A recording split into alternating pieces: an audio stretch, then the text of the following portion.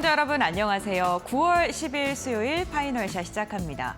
오늘 국내 증시는요, 역사적인 순간 그 기로에 서 있는 상황입니다.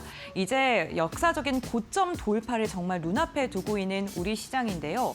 9월 달에 통상적으로 시장이 좋지 않을 것이다라는 이야기가 많이 나오면서 8월에 좀 우려를 많이 했었죠. 그런데 이래 무색하게도 우리 시장이 연일 주가의 상승력이 나타나고 있습니다. 오늘도 외국인과 기관의 강력한 매수세로 인해서 연고점은 돌파한 지는 오래고요. 지금은 역사적 고점 돌파를 눈앞에 두고 있는데 마켓 A컷을 통해서는 관련 이야기 나눠보도록 하겠습니다. 저희가 A컷으로 준비한 건요. 유가증권 시장이 3,300선 돌파하는 기사의 사진을 그 순간을 저희가 준비를 했습니다. 그런데 이 사진이 찍힌 다음에 계속해서 상승폭을 높여가고 있는 우리 시장이고요. 4년 2개월 만에 3,300선 돌파는 물론이고요. 만약에 오늘 이 순간으로 만약에 그 종가가 형성이 되게 된다면 종가 기준으로는 역사적인 고점 돌파에 성공하게 됩니다. 다음 장을 통해서 조금 더 자세히 나눠보도록 하겠습니다. 제가 유가증권 시장의 월봉 차트를 준비를 했습니다. 2021년 6월에 장중 고점 3,316포인트를 찍는 데 성공을 했고요.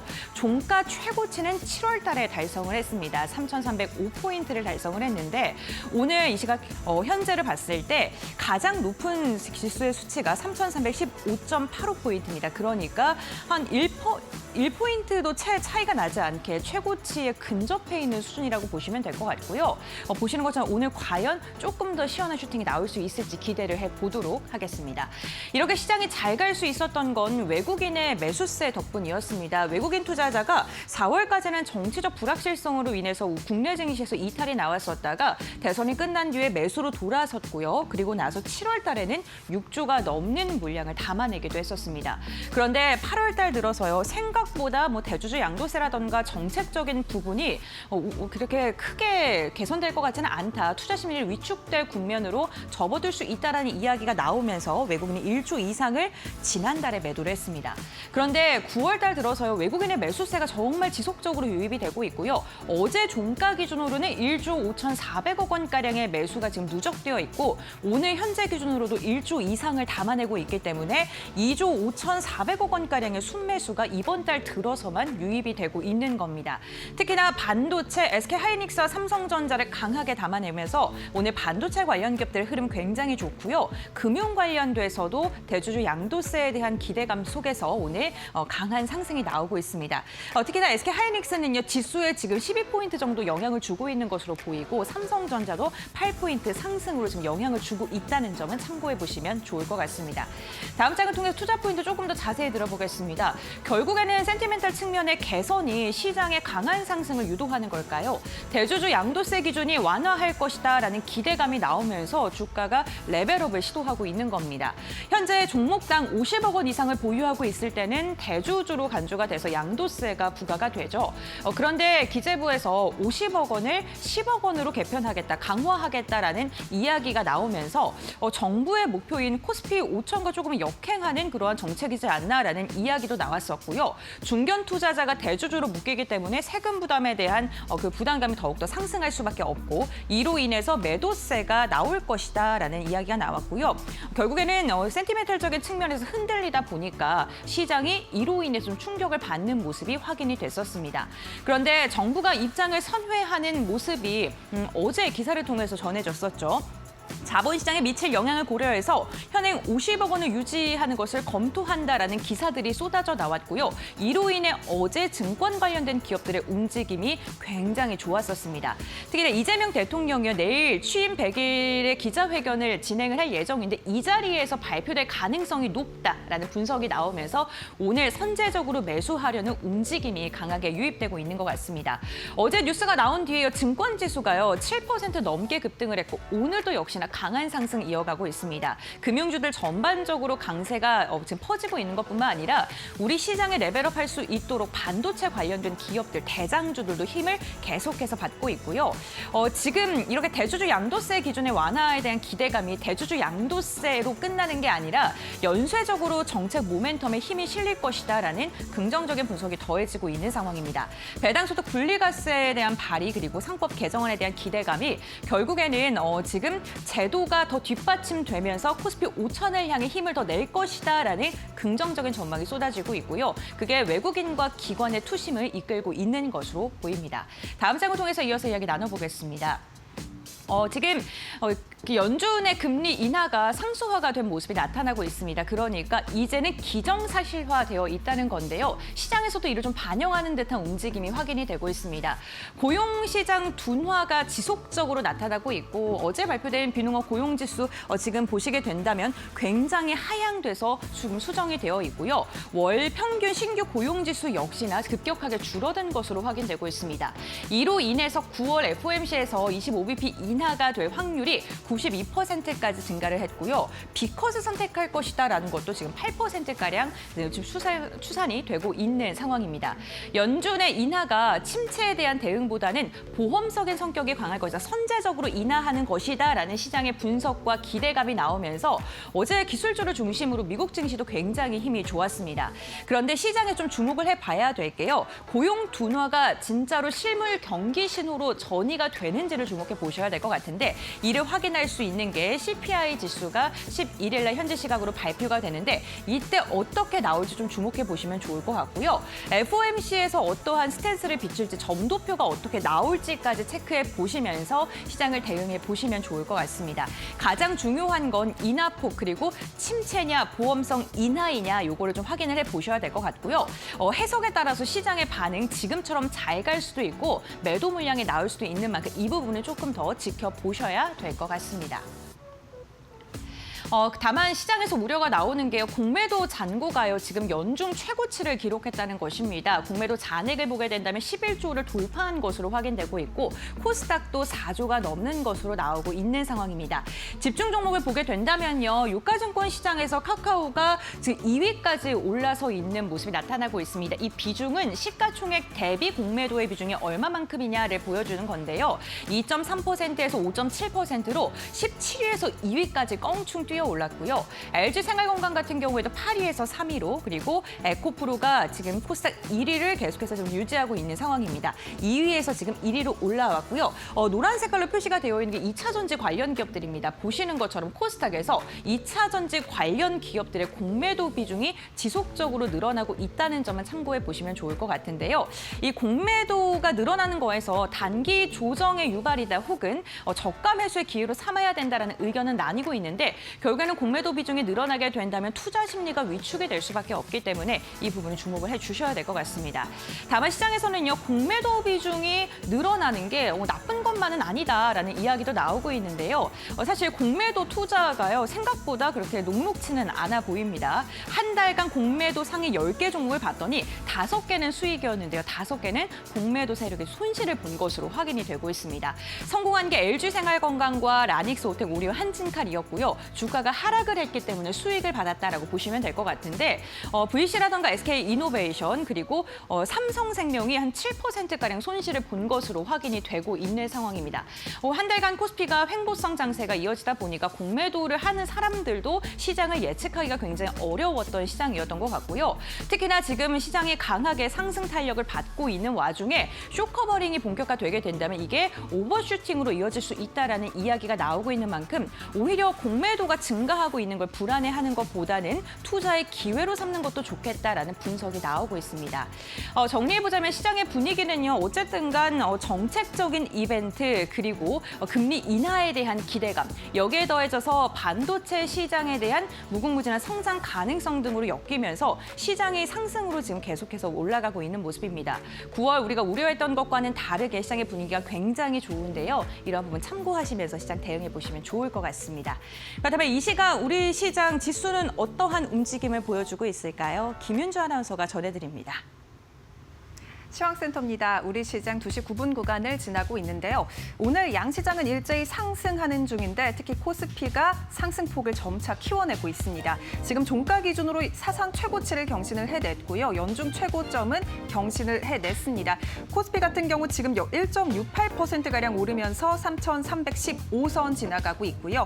4년 2개월 만에 3,300선을 넘어 3,310선까지 회복하는 데 성공했습니다. 코스닥 같은 경우도 0.7 0.77%가량 오르면서 5장 들어서 상승 탄력이 조금 더 붙고 있고요. 831포인트 지나가고 있습니다. 조금 더 자세한 일중 흐름 체크해 보시죠. 먼저 코스피 시장입니다. 일단 오늘 코스피가 장 초반에 3,270선으로 갭을 띄우면서 출발을 했는데 오름폭을 점차 키우면서 지금 현재 시간 일중 최고점 부근에 근접해 있습니다. 3,315선 지나가고 있고요. 오늘 이 연중 최고점을 넘어서 일중 최고점 사상 최고치까지 넘어서며 종가를 체결할 수 있을지 기대가 되고 있습니다. 코스닥 시장도 함께 체크해 보시죠. 오늘 코스닥 시장도 일단은 코스피와 비슷한 흐름을 보이면서 상승 추세를 받아갔지만요. 장중에 잠깐의 변동성은 있었습니다. 830선을 내려놓으면서 827포인트를 찍은 이후에 그래도 오름폭을 키워내면서 830선 다시금 재회복에 성공했습니다. 현재 시간 831포인트 지나가고 있습니다.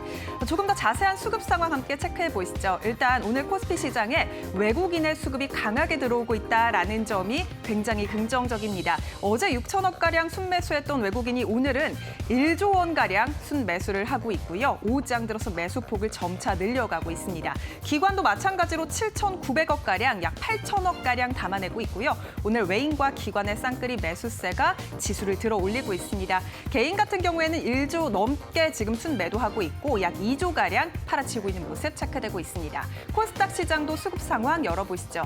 오늘 코스닥은 외국인의 지금 매수가 전환이 됐습니다. 외국인과 기관이 장중 순매수로 전환을 했고요. 특히 외국인의 수급이 순매도에서 순매수로 지금 전환이 됐다라는 점 긍정적으로 볼 수 있겠습니다. 기관 같은 경우 600억가량 지금 매수폭을 늘렸고요. 외국인은 50억가량 사들이고 있습니다.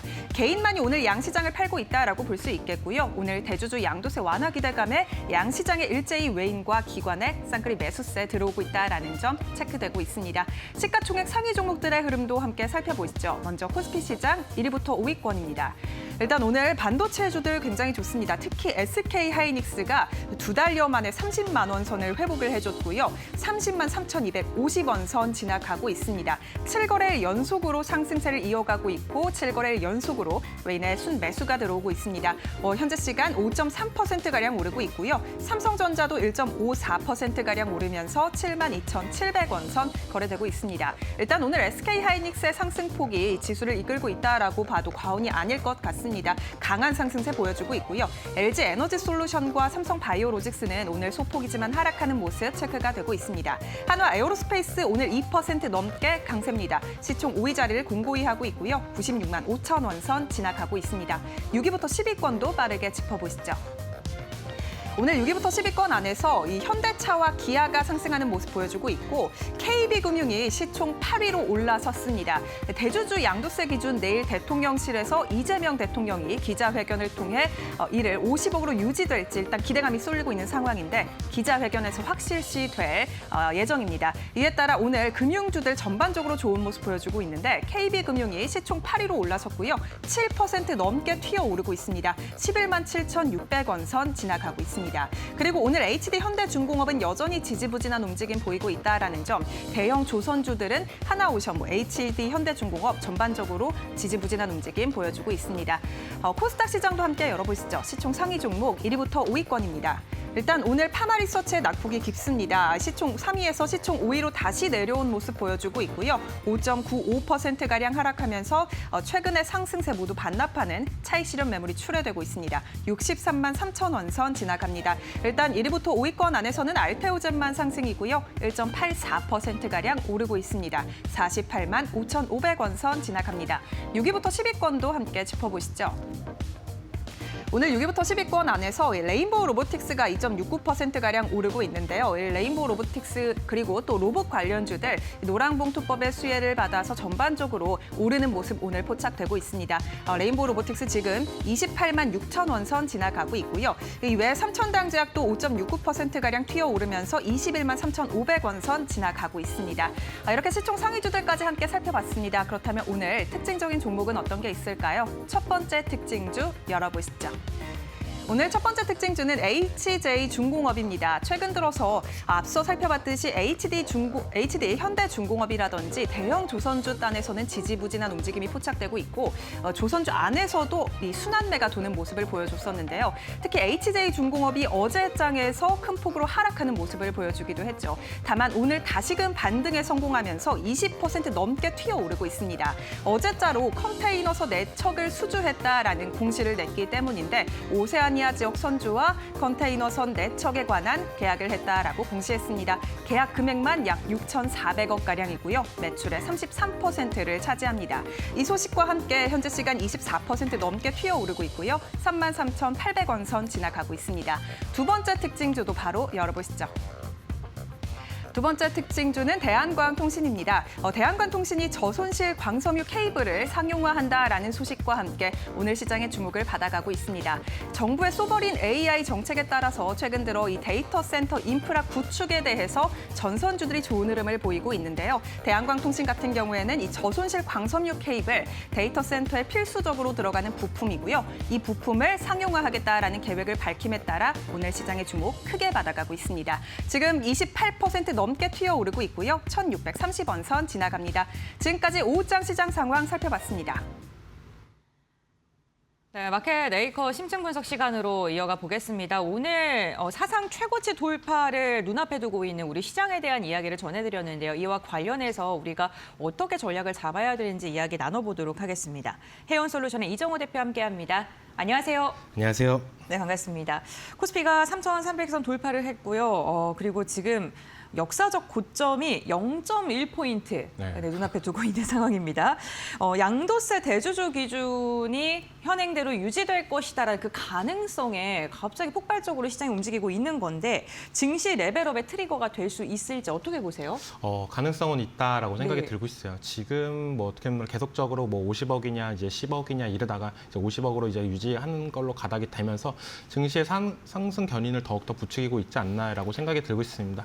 지금 투자자들 입장에서 제일 걱정거리가 뭐였냐면은 어떻게 보면 이 대주주 양도세에 대한 불확실성이 제일 컸다라고 보여지고 있는데요. 그런 부분에 있어서 어느 정도 완화가 된다고 봤을 때는 개인 투자자나 아니면 기관 투자나 외인 투자자 같은 경우에도 진짜 연말에 이제는 어떻게 본다라면은 산타 랠리가 이제 국내 시장에도 올 가능성은 있겠구나라고 하면서 수급세나 이런 부분이 많이 들어오고 있다라고 생각이 들고 있어요.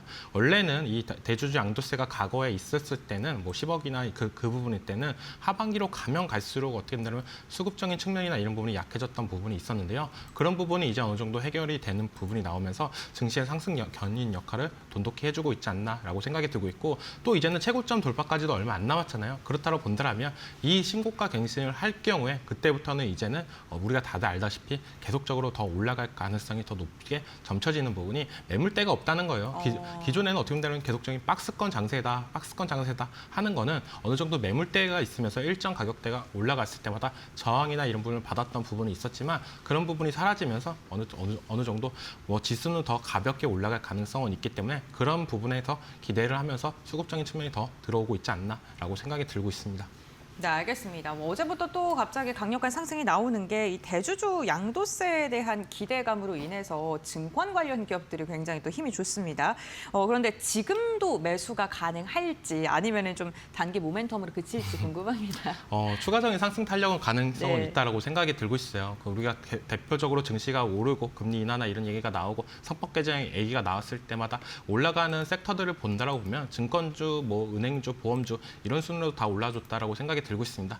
하지만 여기서 우리가 옥석 가리기가 조금 필요하다라고 생각이 들고 있어요. 왜냐하면 지금 대주주 양도세는 어느 정도 얘기가 나오면서 시장에 기대감을 만들었지만 상법 개정이나 규제 이슈나 이런 부분이 아직까지도 어느 정도 불확실성은 조금은 남아 있다라고 생각이 들고 있습니다. 이런 부분도 어느 정도 이제 대주주 양도세처럼 시장 논리대로 간다라고 봤을 때는 추가적인 상승 탄력을 더 받을 가능성은 저는 있다라고 보고 있고 전체적으로 맞물리는 섹터들이 지금 은행, 보험, 증권인데 이게 또 금리 인하랑도 어느 정도 밀접한 연관성이 있다라고 말씀을 해드리고 싶어요.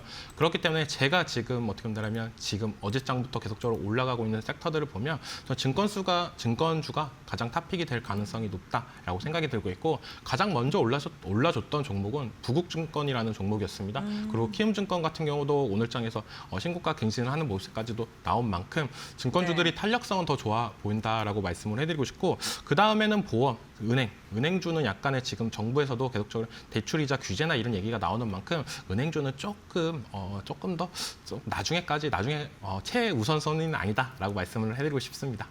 네, 알겠습니다. 지금 대표님께서 말씀을 하시는 동안 사상 최고치 돌파했습니다. 시장이 3,316.93 찍으면서 현재 지금 역사적 고점을 새롭게 갈아치웠다라고 보시면 될 것 같고요. 역시나 뭐 외국인이 지금 1조 1,000억 원 이상을 매수하고 있고 기관도 8,000억 원 이상을 담아내면서 시장의 탄력이 오후장 들어서 점점 더 좋아지고 있다는 점 참고를 해보시면 좋을 듯합니다.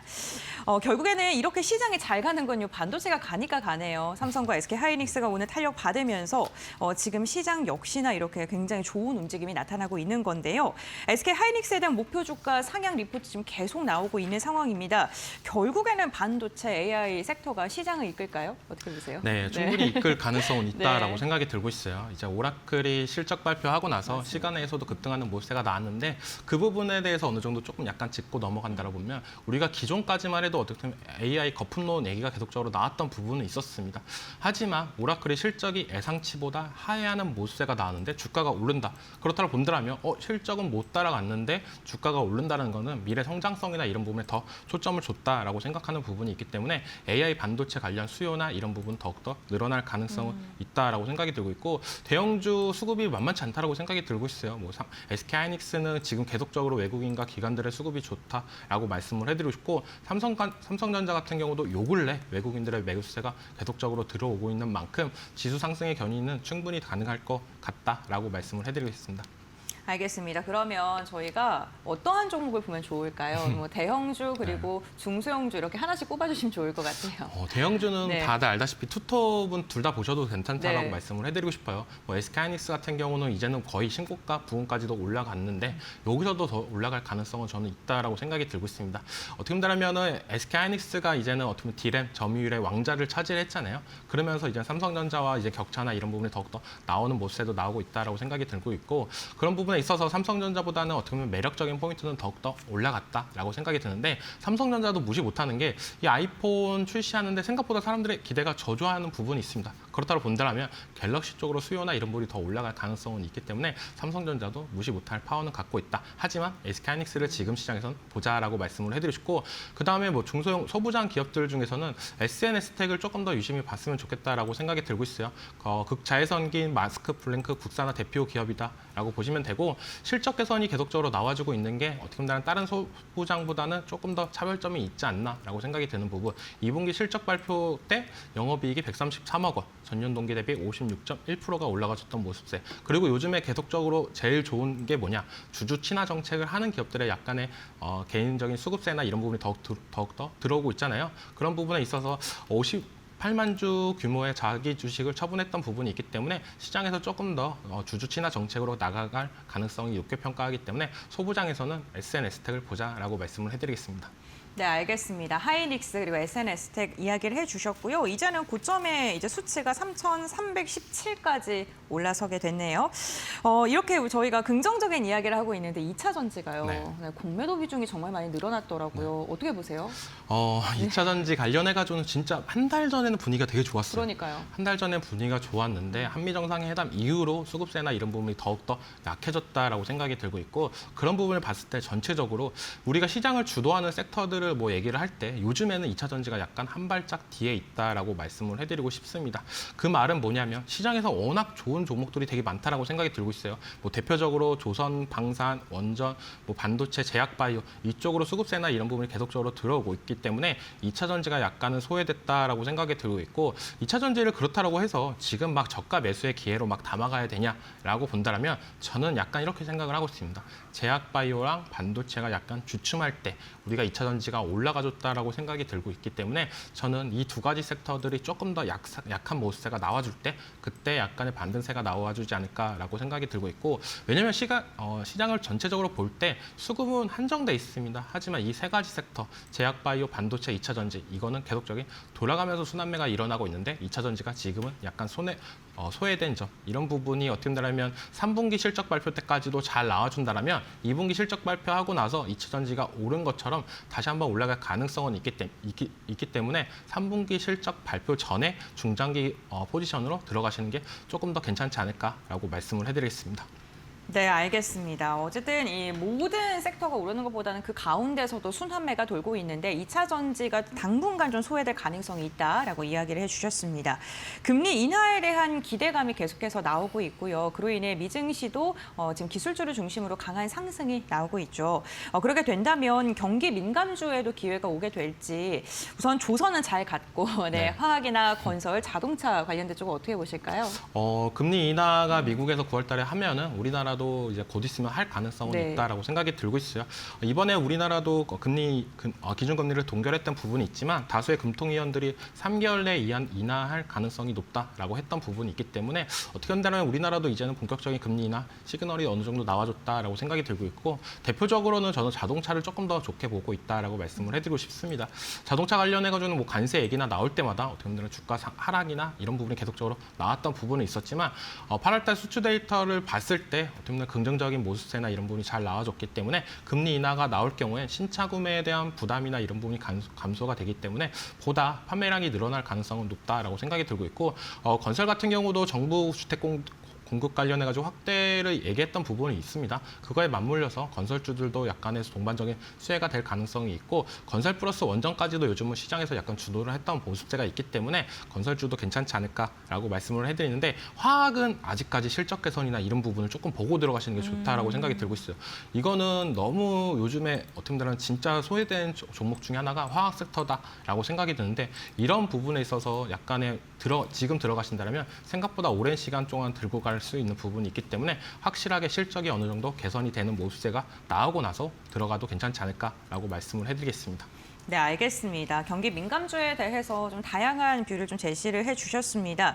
지수가 상승을 좀 계속을 하고 있는 상황인데 오늘 이렇게 시장이 좋은데도 LG 엔솔은요 오히려 빠지고 있습니다. 이 종목별로 섹터별로 온도차가 굉장히 뚜렷한 상황인데요. 그렇다면 한 시점에서 대표님께서 뽑는 탑픽 섹터 그리고 종목은 어떤 걸까요? 다들 아실 것 같은데 항상 탑픽 네. 섹터 얘기하면 전력기기를 얘기했던 네. 것 같아요. 전력기기 관련해가지고는 계속적인 긍정적인 시그널이나 이런 부분이 나와줬다라고 생각이 들고 있고 지금 어떻게 본다면 관세 협상 얘기가 나오면서 어떻게 보면 전력기기가 약간 주춤했던 모습세가 나왔습니다. 그 이유는 철강, 알루미늄 관련해가지고 관세 얘기가 나오면서 전력기기, 변압기 쪽도 관세에 대한 부담이나 이런 부분이 늘어날 가능성이 있다라고 하면서 어떻게 본다면 변압기 3대장은 괜찮은 행보가 나왔다라고 본다면 그 밑에 중소형 변압기 관련 종목들, 뭐 일진전기나 산일전기 이런 종목들은 조정세가 조금 더 가파랐다라고 생각이 들고 있고 그 이유는 변압기 3대장 같은 경우에는 미국의 공장을 갖고 있기 때문에 관세 회피 전략이나 이런 부분이 맞아떨어졌던 부분이 있었지만 지금 이제 오라클에서 실적 발표 이후로 어떻게 보면 데이터 센터 성장성이나 이런 부분이 어느 정도 불신이 해소가 됐다라고 생각이 들고 있어요. 그렇다고 본다면 지금의 이제 전력기 데이터 센터가 건립될 때마다 변압기가 일반 산업 공장보다 2배가 더 들어갑니다. 왜냐하면 데이터 센터에서는 전력이나 이런 부분이 제일 중요하기 때문에 어떻게 보면 이중화 효과로 인해서 변압기가 2개씩 들어가는 부분이 있기 때문에 매출적인 측면이나 이런 부분이 더욱더 올라갈 수 있고 수혜가 볼 수 있다라고 생각이 들고 있고 그중에서 제가 탑픽으로 보는 종목은 일진전기라는 종목입니다. 어떻게 보면 변압기 3대장보다 조정이 더 크게 들어왔다라고 생각이 들고 있고 다시 한번 전력기기가 시장에서 각광을 받는다라고 본다면 지금에서 이제 추가적인 상승 탄력은 충분히 나올 가능성은 있기 때문에 종목은 일진전기를 보고 있다라고 말씀을 해드리겠습니다. 알겠습니다. 일진전기 탑픽으로 선정을 해주셨고요. 저 질문 하나만 드릴게요. 저 역사적 고점 돌파했으니까요. 상방 어디까지 열어두면 좋을까요? 다들 알다시피 3,500은 그냥 가지 않을까라고 생각이 그래요? 들었어요. 네. 이번 연말까지는 가지 않을까라고 네. 생각을 하고 있고 그 이상은 이제는 조금 더 무리가 될 가능성은 있겠지만 왜냐하면 3,300이랑 3,400은 네. 약간 거리감이 그렇게 없습니다. 그래서 목표가를 잡을 때 거의 그래도 3,500 그다음에 이제 3,800, 4,000 이렇게 잡을 가능성이 있기 때문에 3,500까지는 무난하게 가지 않을까라고 생각이 들고 있습니다. 네, 알겠습니다. 또 삼성이 힘을 내주면 좋겠네요.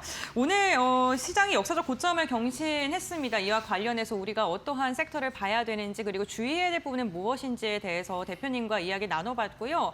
하반기 연말까지 3,500에 대한 이야기까지 제시해 주셨으니까 이 부분도 참고를 해보시면 좋을 것 같습니다. 오늘 기분 좋게 보내드리도록 하겠습니다. 고맙습니다.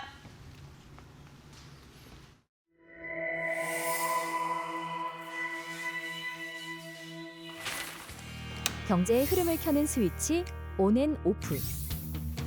오늘은 금과 은의 스위치를 켜보겠습니다. 지금 금, 은 스위치는 온.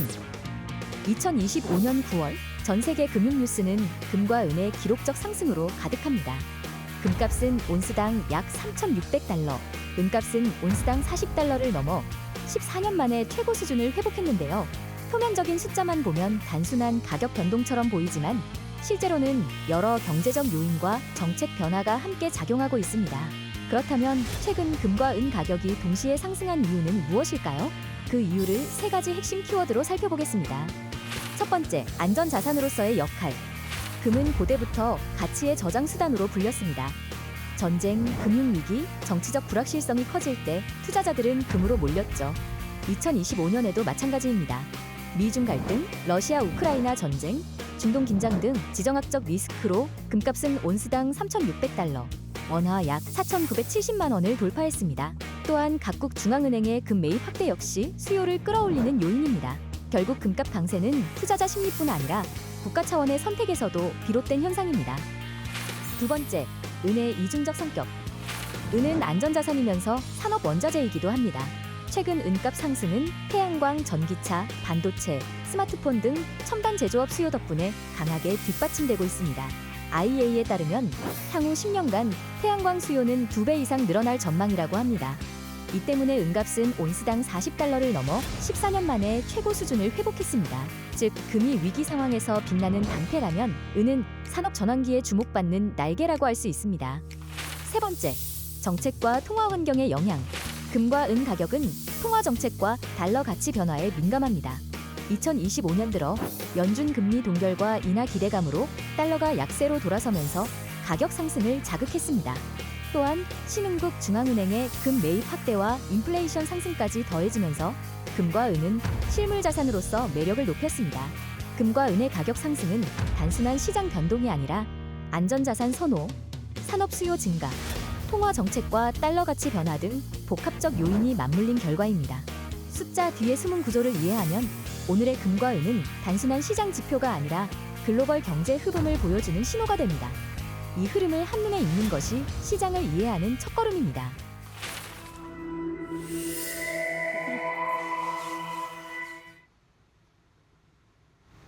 네, 여러분 안녕하십니까? 신민영입니다. 파이널샷 함께하고 계십니다. 이번에는 종목 파인더 통해서 보다 자세한 종목별 이야기 짚어보시죠. 첫 번째 이슈 바로 들어가 보도록 하겠습니다. 반도체주가 우리 증시에서 주도주 역할을 톡톡히 해주고 있는데요. 코스피를 그야말로 끌어올리고 있는 것 바로 반도체 투탑입니다. 어제장의 상승 기여도 순위만 바라봐도 이 반도체와 SK하이닉스, 삼성전자와 SK하이닉스가 나란히 1, 2위를 차지하면서 코스피 지수 자체를 18포인트 이상 끌어올렸는데요. 외국인들의 수급도 반도체주로 쏠려가는 모습이죠. 어제 기준으로 코스피를 외국인이 6,600억 원 순매수했는데 이 안에서 전기전자를 또 7,500억 원 순매수한 것으로 집계되면서 그야말로 외국인은 반도체 러브콜을 보내고 있는 상황입니다. 이러한 가운데 반도체 겨울론을 주구장창 외치던 모건 스탠리에서 AI에 대한 변화를 감지하는 리포트가 나왔습니다. NAND updates better than feared라고 했는데요. 우려했던 것보다 양호하다고 했습니다. NAND가 그렇다는 건데 4분기 NAND 가격이 원래 D램에 비해서 계절적인 요인으로 하락할 것이란 우려감이 있었는데 그것보다 더 나을 것이라는 전망입니다. 아무래도 대규모 AI 데이터 센터 처리와 저장에 이 SSD가 필수적이기 때문입니다. 이 SSD 주문이 증가하면서 PC나 스마트폰 등 소비자 제품의 부진을 상쇄할 것이다 라고 내다봤고요. 이로 인해서 2년간의 공급 과잉이 지나가고 이번에는 낸드 업황 자체의 개선 가능성을 언급하기도 했습니다. 이렇게 확실한 모멘텀이 받쳐주고 있는 만큼 오늘 낸드 쪽도 분위기 굉장히 좋은 상황입니다. 오늘 분위기 함께 살펴보시죠. 네, 원익 IPS의 경우 10% 가까운 탄력을 여전히 유지하고 있습니다. 오늘 장대 양봉 그리고 있고요. 45,000원 선 지나가는 모습입니다. SK하이닉스 탄력이 더해지고 있죠. 5%대 오름세로 30만 원 선 위에서 거래되는 모습. PSK와 테스도 동반 5%대 오름세입니다. 다만 테크윙의 경우에는 장중에 하락 전환해서 약 보합권 흐름 보이고 있습니다. 이어서 다음 이슈 함께 체크해 보시죠. 네, 오라클의 실적이 나왔습니다. 회계연도 1분기 실적이 공개가 됐는데 클라우드 대장주인 만큼 우리 시장에서 소프트웨어 관련주들에게도 영향을 크게 주고 있는 모습입니다. 1분기 실적의 경우 살펴봤을 때 헤드라인 수치는 예상치를 밑돌았습니다. 조금씩 이렇게 밑도는 모습 나타났는데 그럼에도 불구하고 장 마감 이후에 나온 실적으로 애프터마켓에서 주가가 28%나 급등하는 모습을 연출했습니다. 그 이유는 클라우드 부분의 장밋빛 전망이 나왔기 때문인데요. 잔여 계약 가치, 그러니까 향후에 매출로 인식될 수 있는 금액이 4,550억 달러로 전망이 되면서 전년 동기 대비 359%나 급증했다라는 부분에 시장은 집중을 했고요. 올해 AID 클라우드 인프라 사업 부문의 경우에도 77%나 성장할 것이라는 전망을 내놓으면서 시장의 예상치를 가뿐히 뛰어넘는 모습, 시장을 놀라게 하는 모습 보여줬습니다. 이 컨퍼런스 콜에서 오라클 CEO는 이러한 수요가 지속된다면 향후 몇 개월 내에 몇 건의 추가적인 수십억 달러 규모의 클라우드 OCI 계약이 체결될 것이다 라고 자신감 있는 발언을 내놓기도 했습니다. 이번 실적의 주역은 그야말로 클라우드 OCI가 될 것 같은데 그래서일까요? 오늘 클라우드 관련주들 오늘 국내 증시에서도 좋은 흐름 보여주고 있습니다. 함께 체크해 보시죠. SGA 주가는 두 자릿수대 오름세 유지하고 있습니다. 13% 이상 급등하면서 3,600원 선 지나가고 있고요. 가비아의 경우에도 10% 가까운 오름세 보여주고 있습니다. 이 밖에 XM이 5%대 오름세, KINX의 경우에도 4% 가까이 올라주는 모습입니다. 9200원 선 지나가는 모습이고요. SP소프트도 동반해서 3%대 오름세 포착되고 있습니다. 이어서 세 번째 이슈로 넘어가 보도록 하겠습니다. 네, 국내 철강 산업에서 위기를 극복하기 위해서 K스틸법 제정 논의에 속도가 붙고 있는데요. 그 전에 이번 주에는 정부에서 부동산 정책이 새롭게 발표가 됐죠. 정부가 5년간 수도권에 135만 가구를 공급하기로 했습니다. 주택 공급 확대 방안을 발표할 것인데 건설 내수 비중 내 가장 높은 철강 업계 회복이 기대되고 있습니다. 2024년을 기준으로 봤을 때 국내 철강 수요 비중은요. 건설이 31.5%를 차지하면서 가장 높은 비중을 보여주고 있는 상황입니다.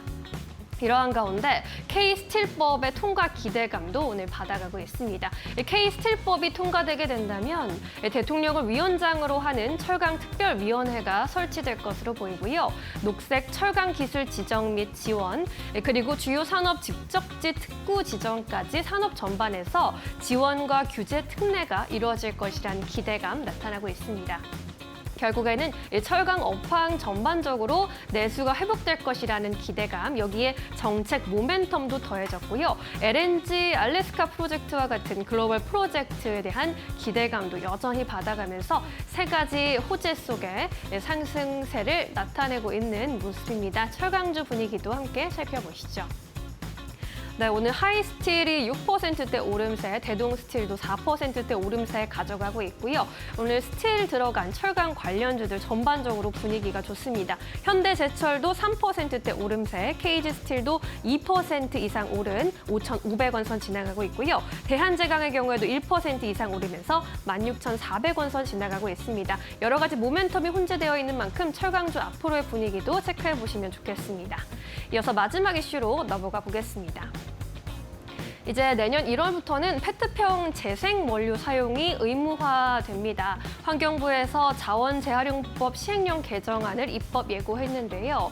생수나 비알코올 음료업체가 생산하는 페트병을 대상으로 내년 1월부터는 이제 10% 이상의 재생 원료 사용 의무화 방침이 전해졌습니다. 정부는 이제 2030년까지 재생 원료 사용 비율을 30%까지 단계적으로 끌어올릴 계획이라고 전했습니다.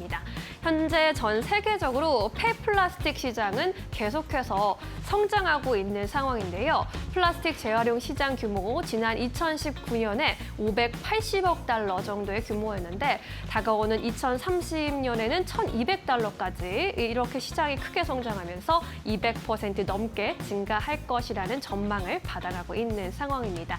탈플라스틱 관련주들도 시장에서 관심을 받아가는 모습인데요. 현지 시세도 함께 살펴보시죠. 네, 한국 패키지가 5% 가까운 오름세, 어제에 이어서 오늘도 탄력을 받아가고 있습니다. 에코플라스틱의 경우에도 3%대 오름세에 포착이 되고 있는데 외국인과 기관의 동반 순매수세 유입되는 모습이고요. DIC도 3%대 오름세, CTK와 삼육물산 같은 종목들도 수혜를 받아가면서 빨간불 켜주고 있습니다. 네, 이렇게 해서 오늘의 주요 종목들, 이슈들 살펴보셨습니다. 이번에는 전문가 전화 연결 통해서 보다 자세한 의견 들어보도록 하겠습니다. SK증권 서용훈 차장 연결돼 있습니다. 차장님 안녕하세요. 네, 안녕하세요. 네, 오늘의 특징주로는 어떤 종목들 바라보고 계십니까? 네, 오늘 크게 상승하고 있는 HD중공업 오늘 특징주로 좀 말씀을 드릴 수 있을 것 같은데요. 조선업종에 대한 기대감이 계속해서 좀 이어지고 있는 점이 좀 부각되고 있다라고 볼 수 있겠습니다. 사실상 지금 HD중공업 자체만의 특별한 뉴스가 있다라기보다도 미국에서의 MRO 사업에 대한 부분이 부각되다 보니까 상당히 좀 매기세가 좀 쏠려가는 모습들이고요. 상대적으로 이제 다른 조선주에 비해서 좀 늦게 상승이 이루어졌다는 점에서 매기세가 더욱더 쏠리는 모습들이 좀 나타나주고 있다라고 좀 볼 수 있겠습니다. 친환경 선박 수주와 미국 해군 관련해서 MRO 사업에 대한 확대가 좀 이어질 것이라는 기대감은 좀 공공연하게 알려진 부분이기 때문에 긍정적으로 좀 볼 수 있는 부분들이지만 지금 현재 개인의 신규 매수는 상당히 좀 위험한 자리인 만큼 보유자 영역에서의 대응이 좀 중요한 시기가 아닐까라고 생각을 하고 있고요. 그 외에 이제 기자재 쪽에 대한 순환매가 함께 이루어지고 있다는 점을 특징적으로 살펴보시면서 투자 전략을 세워나가 보시면 좋지 않을까라고 말씀을 좀 드릴 수 있겠습니다. 그리고 두 번째로 좀 살펴볼 수 있는 종목에 대해서는 원익 IPS 말씀드릴 수 있겠고요. 아무래도 중국발 반도체에 대한 긍정적인 뉴스가 우리나라 시장에 좀 반영이 되면서 좀 긍정적으로 나타나주고 있다라고 좀 볼 수 있겠습니다. 현재 삼성전자와 SK하이닉스의 메모리 투자 확대로 인해서 4분기 실적에 대한 기대감이 상당히 좀 높아져 있다라고 말씀을 좀 드릴 수 있겠고요. 지금 3분기 쪽에서는 디스플레이 매출에 대한 부분들이 좀 늘어나면서 좀 실적에 대한 부분들이 좀 감소하는 모습이 나타나 줄 수 있겠습니다만 4분기부터는 실적 회복에 대한 부분들이 상당히 좀 이어질 가능성이 높다라고 좀 볼 수 있겠습니다. 전반적으로 지금 4년 만에 투자 사이클이 도래하고 있다는 점을 감안해 본다라면 고객사와 더불어서 함께 상승할 수 있다는 점을 염두에 두시면서 살펴볼 수 있지 않을까 싶습니다. 네, 특징주들 점검해봤습니다. 지수가 이제 사상 최고치에 근접하고 있는데 시장 분위기 좋은 가운데 종가 베팅주로는 어떤 종목 바라보고 계실까요? 네, 제가 관심 있게 보고 있는 종목은 파라다이스 좀 보고 있고요. 이번 추석 연휴에 대한 기간이 상당히 길다라는 점, 중국과 대만에서의 중추절에 대한 기간도 좀 길다라는 점을 좀 부각시킬 수 있지 않을까 싶습니다. 특히나 앞으로 중국의 무비자 입국이 허용이 되면서 중국 관광객들에 대한 수요가 좀 증가할 것으로 예상이 되고 있고요. 파라다이스 그룹 같은 경우에는 제주도에도 호텔과 카지노를 보유하고 있지만 부산과 인천, 그다음 워커힐 호텔 안에 카지노 사업을 좀 영위하고 있기 때문에 무비자 입국에 대한 수혜가 상당히 좀 늘어날 것으로 예상이 되고 있습니다. 현재 영종도에 있는 파라다이스 시티 쪽에 대한 드로백과 VIP 고객의 증가가 이루어지고 있고 이 점들이 다시 한번 중국에 대한 관광객까지 유입된다라면 하반기 실적에 대한 기대감이 유입될 수 있기 때문에 파라다이스를 좀 보시면 좋지 않을까 싶습니다. 네, 파라다이스에 대한 의견 들어봤습니다. 오늘 여기까지 의견 들을게요. 고맙습니다. 네, 감사합니다. 네, 마감을 앞두고 놓치지 말아야 할 종목들 하나하나씩 점검해 보시죠. 지시인포 박근호 이사 함께합니다. 어서 오세요. 안녕하십니까. 네, 반갑습니다. 오늘도 파이널 샷이 포착한 오후장 특징주들 화면으로 만나보겠습니다. 네, 코스피가 사상 최고치에 근접한 가운데 증권주는 여전히 흐름이 좋습니다. 키움증권을 비롯한 증권주들 세제 개편안 기대감 받으면서 상승 랠리를 이어가고 있습니다. 이러한 가운데 JYP 엔터의 경우에는 박진영 대표가 대중문화위원장으로 내정됐다라는 소식에 빨간불을 켜고 있습니다. 반면에 LG 이노텍을 비롯한 이 애플 부품주의 경우에는 아이폰 17이 공개된 가운데 재료 소멸로 인식되면서 약세 흐름 나타내고 있습니다. 이 안에서 집중해 볼 첫 번째 종목 열어보겠습니다. 네, 두산 골라주셨네요. 6% 이상 오르고 있고 6거래일 연속 상승인데 증권사에서 매수 적기다라는 이야기도 했습니다. 어떻게 보십니까? 네, 증권사에서 목표가를 올리긴 올렸는데 너무 올렸죠. 그러니까 한마디로 좋다는 거죠. 이제 그 부분을 한번 체크를 해보도록 하겠습니다. 네. 일단 두산전자 비즈 이제 두산 이제 지주사니까 두산전자 비즈 이제 비즈니스 그룹이라고 이제 보통 표현하죠. 이것과 관련돼서 두산의 지주사 목표가를 98만 원으로 올렸다. 지금 현재 가격 기준으로 64만 원이니까 뭐 굉장히 크게 올린 거죠. 일단 이런 부분들이 시장에서 어떤 부분들이 이제 메리트로 작용을 해서 이제 증권가에서 이제 두산에 대한 목표가를 이렇게 올렸는지 한번 체크를 해보도록 하겠습니다. 물론 당연히 실적입니다. 이게 실적이 뭐 사실 개별주들은 뭐 작년에 굉장히 안 좋았다가 올해 뭐 몇백 % 성장하고 이런 게 가능하긴 합니다만은 두산 비즈 같은 경우도 이런 것들을 한번 지금 실적을 보여주고 있는 상황이죠. 정말 네. 서프라이즈한 실적을 나타내고 있는데 3분기 예상 실적을 좀 보면 전년 동기 대비해서 매출이 100%에 가까운 98%를 증가를 할 것이다라고 시장은 이제 전망을 하고 있고요. 5천억이 좀 약간 못 미치죠. 영업이익은 1,455억. 매출 9천억대에 영업이익 1,400억 되면 이게 영업이익률이 굉장히 높은 거죠. 그러니까 온기 기준으로 봤을 때는 일단은 영업이익이 5,590억을 예상을 한다. 그럼 지금 현재 두산의 어떤 시가총액이 10조 원대니까 10조 원 초반이잖아요. 그러니까 올해 이 두산 비즈에서만 영업이익이 5,590억이 나오면 사실 과거에 이제 항상 저평가라고 불리웠던 지주사지만 이제 한때 이제 지주사의 어떤 광풍이 좀 불었고 그 중에서 이제 실적으로 어떤 그걸 증명해 나가는 몇 안 되는 기업이라고 보시면 될 것 같은데. 엔비디아 관련주들을 우리가 이제 시장에서 사실 한때는 굉장히 찾으려고 노력을 했었고 엔비디아 관련주들 있긴 합니다만은 두산이야말로 진짜 찐 엔비디아 수혜주가 아닌가라는 생각이 들 정도로 이 엔비디아에서 상당히 러브콜을 보낸 기업이죠. 어떤 CCL이죠, CCL 이제 코퍼 클로드 이제 라미네이트라고 해서 이제 동박적층막이라고 보통 표현하죠. 뭔지 간단히 좀 설명을 드리면 기판이 있죠. 이제 어떤 전자제품인지 기판이 있습니다. 근데 기판이 과거에는 이제 하나였었는데 지금은 그 기판이 보통 6단, 8단이거든요. 그러니까 샌드위치 같은 게 여러 개가 이제 붙어 있다라고 보시면 될 것 같은데 그 샌드위치에 빵에 해당하는 부분이 이제 동박으로 되어 있기 때문에 그걸 CCL이라고 부르기도 하죠. 전 세계 1등은 대만 기업입니다. 근데 지금 하이엔드 쪽에서는 두산이 전 세계 1위를 지금 하고 있는 상황이고 루빈 내에서도 당연히 이제 두산의 두산 비즈의 이 CCL이 이제 중요한 부분을 차지를 하게 될 텐데 얼마 전에 나온 언론 보도를 인용을 해서 잠깐 좀 말씀을 드리면 지금 이제 기판을 여러분들이 보시면 위아래는 초록색이지만 가운데에 보면 약간 밤색으로 되어 있거든요. 그거를 이제 방적사라고 표현을 하는데 그 전 세계에서 만드는 기업이 거의 없습니다. 일본의 이제 니토보라는 데서 만드는데 그게 지금 좀 약간 뭔가 문제가 있어요. 수급적으로 문제가 생겼어요. 근데 그게 CCL을 가운데 부분을 채우는 부분이거든요.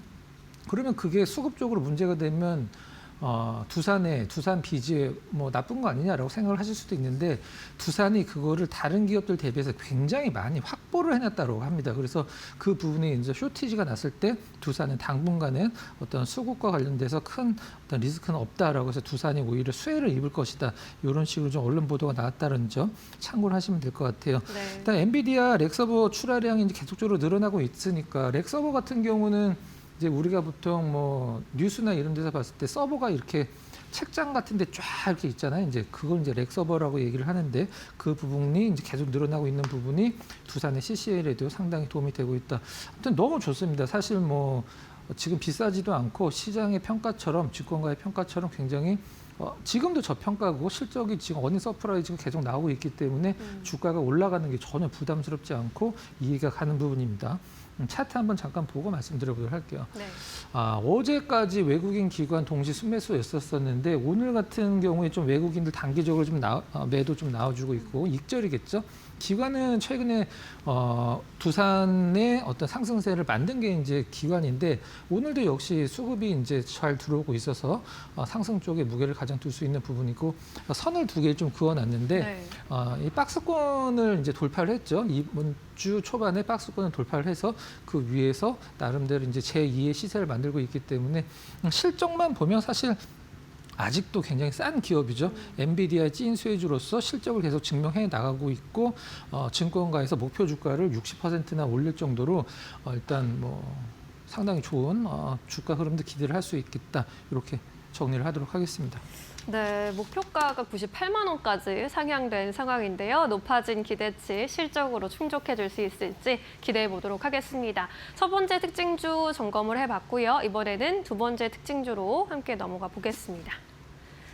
네, 하나마이크론 반도체가 그야말로 질주하고 네, 있습니다. 맞습니다. 우리 증시 상승을 주도하고 있고 외국인 수급도 집중되는 모습인데 하나마이크론도 7%대 강세 보이고 있네요. 어떻게 해석해야 할까요? 네, 반도체주들의 연일 이제 호재가 시장에 노출이 되면서 반도체 관련주들이 오늘만 안 올라가는 기업들도 있긴 합니다만은 일단 뭐 올라가는 기업들 위주로 일단 시세가 나와주고 있는 상황인데 어제에 이어서 같은 재료로 이제 올라가는 거죠.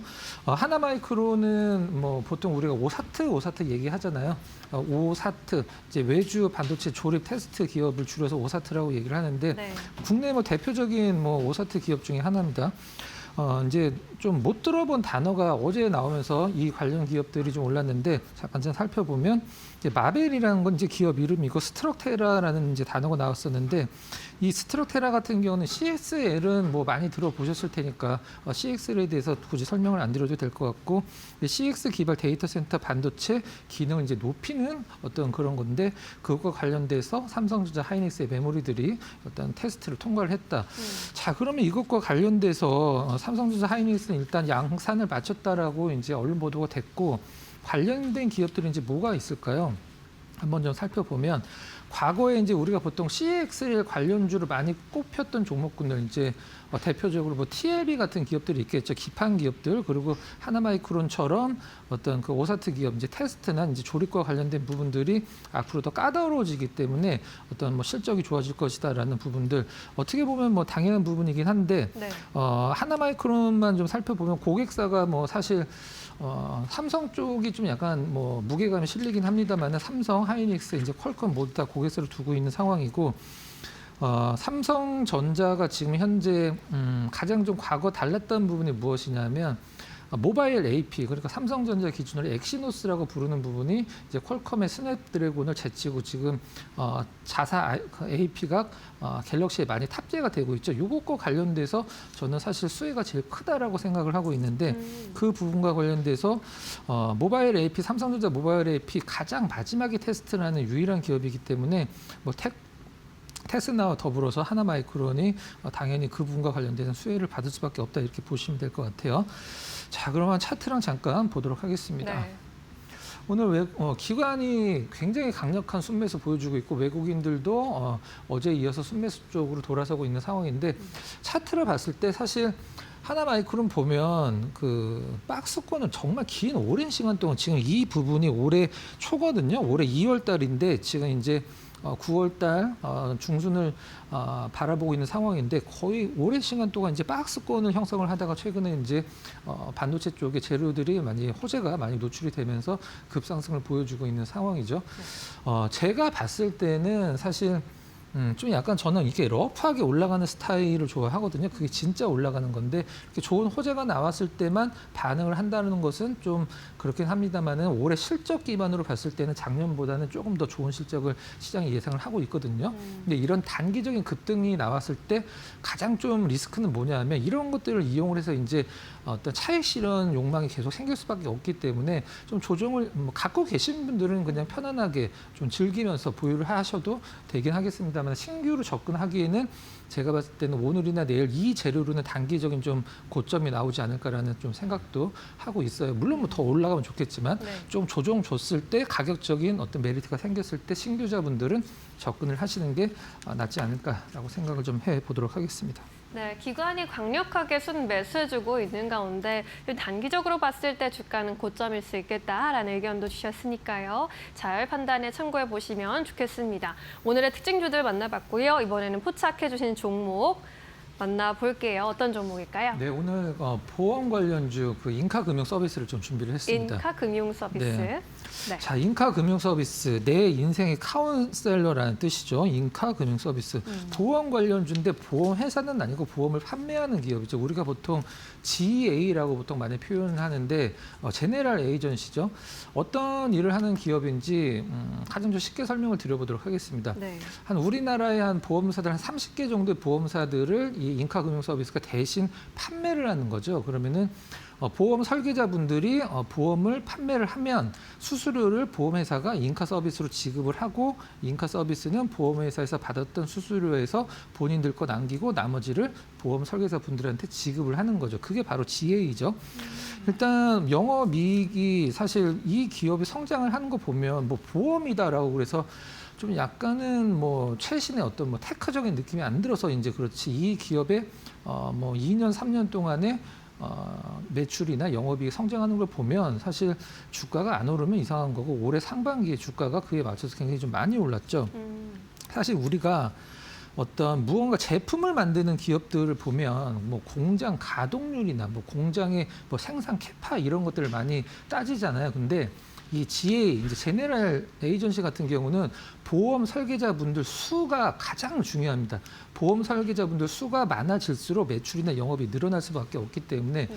근데 이 인카금융 서비스의 최근에 보험 설계자분들이 전년 대비해서 늘어나는 걸 보면 상당히 많이 늘어나고 있어요. 그러니까 한마디로 계약을 성사시킬 수 있는 보험 설계자분들이 굉장히 많아지고 있다는 매출도 늘어나고 영업이익도 당연히 늘어날 수밖에 없는 부분 일단 그렇게 보시면 될 것 같고 올해 상반기 실적 한번 잠깐 좀 살펴보도록 할게요. 올해 상반기에 매출이 4,700억에 육박했죠. 4,689억. 영업이익은 448억 정도, 거의 뭐 한 450억 나왔는데 상반기 실적이 하반기로 이연된다라고 하면 연결된다라고 하면은 올해 900억대의 영업이익도 어떤 바라볼 수 있는 상황이죠. 지금 현재 시가총액이 6천억대 중반입니다. 근데 900억 전후되는 그 영업이익을 그것도 안정적으로 큰 리스크 없이 내는 회사가 기업이 시가총액이 6천억 중반이다. 뭐 굉장히 싼 거죠. 실질적으로는 그 부분 체크를 하시면 될 것 같고. 네. 이제 여기 이제 회장 되시는 분이 이제 최병채 회장이라는 분인데 지분 구조가 그렇게 탄탄하지 않기 때문에 최근에 올해만 해도 4번 정도 공시가 나온 걸로 알고 있는데 지분을 계속적으로 이제 매수를 하고 있다라는 부분도 사실 어떤 뭐 주가적인 부분에 큰 도움은 안 되지만 그래도 나름대로 허재다라고 이제 뭐 볼 수가 있는 그런 상황인 것 같아요. 차트랑 수급 한번 잠깐 살펴보도록 하겠습니다. 기관 수급은 굉장히 오래 기간 동안에 이제 매수 쪽으로 나오고 있는 상황이고 외국인들 같은 경우는 주가가 좀 꺾인 이후에 한단 7월달 후반 7월달 지나서 이제 매도 쪽으로 좀 약간 꺾인 것 같은데 최근에 다시 순매수로 돌아섰다가 오늘 좀 약간 소폭 순매도가 좀 나오고 있는 상황이고요. 제가 오늘 이 인카금융 서비스를 포착 종목으로 설정을 한 이유는 보통 이렇게 올라갈 때만 시장에서 관심을 받지 좀 이렇게 러프하게 이제 우리가 보통 뭐 눌림목이라고 표현을 하기도 하는데 이 눌림목이 나왔을 때는 사실 그렇게 눈에 들어오지 않거든요. 근데 최근에 어떤 3일 동안의 주가 흐름을 보면은 오늘 수요일이죠. 월요일 날 나름대로 장대 항목 뽑아냈고 이틀 동안 옆으로 좀 가격 조정은 거의 안 주고 이틀 동안 기간 조정만 줬다는 점이 어떤 5일선의 상승 추세와 함께 내일 상승으로 다시 한번 양봉을 뽑아내는 패턴이 나오지 않을까라는 생각으로 이제 인카금융서비스를 오늘 포착 종목으로 준비를 좀 했습니다. 네, 가격은 어떻게 볼까요? 자, 지금 가격이 12,700원대죠. 이제 12,800원 이하면은 뭐 큰 무리 없다. 오늘 이제 음봉이긴 한데 사실 거의 움직임이 없습니다. 그러니까 사는 쪽도 마찬가지고 파는 쪽도 마찬가지고 그냥 어떤 특별한 어떤 그 퍼포먼스가 안 나오고 있기 때문에 가격 유지만 해주고 있는 상황인데 매수가는 12,800원을 좀 제시를 해드리도록 하고요.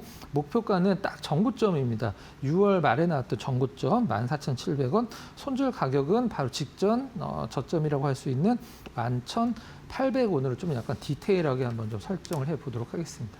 네, 보험 판매에 있어서 중개 업무를 하는 기업입니다. 인카금융서비스 살펴봤고요. 목표가 14,700원으로 설정을 해보았습니다. 관심 있으신 분들은 잘 팔로우 해보시길 바라겠습니다. 오늘 여기까지 이야기 들어야겠네요. 고맙습니다.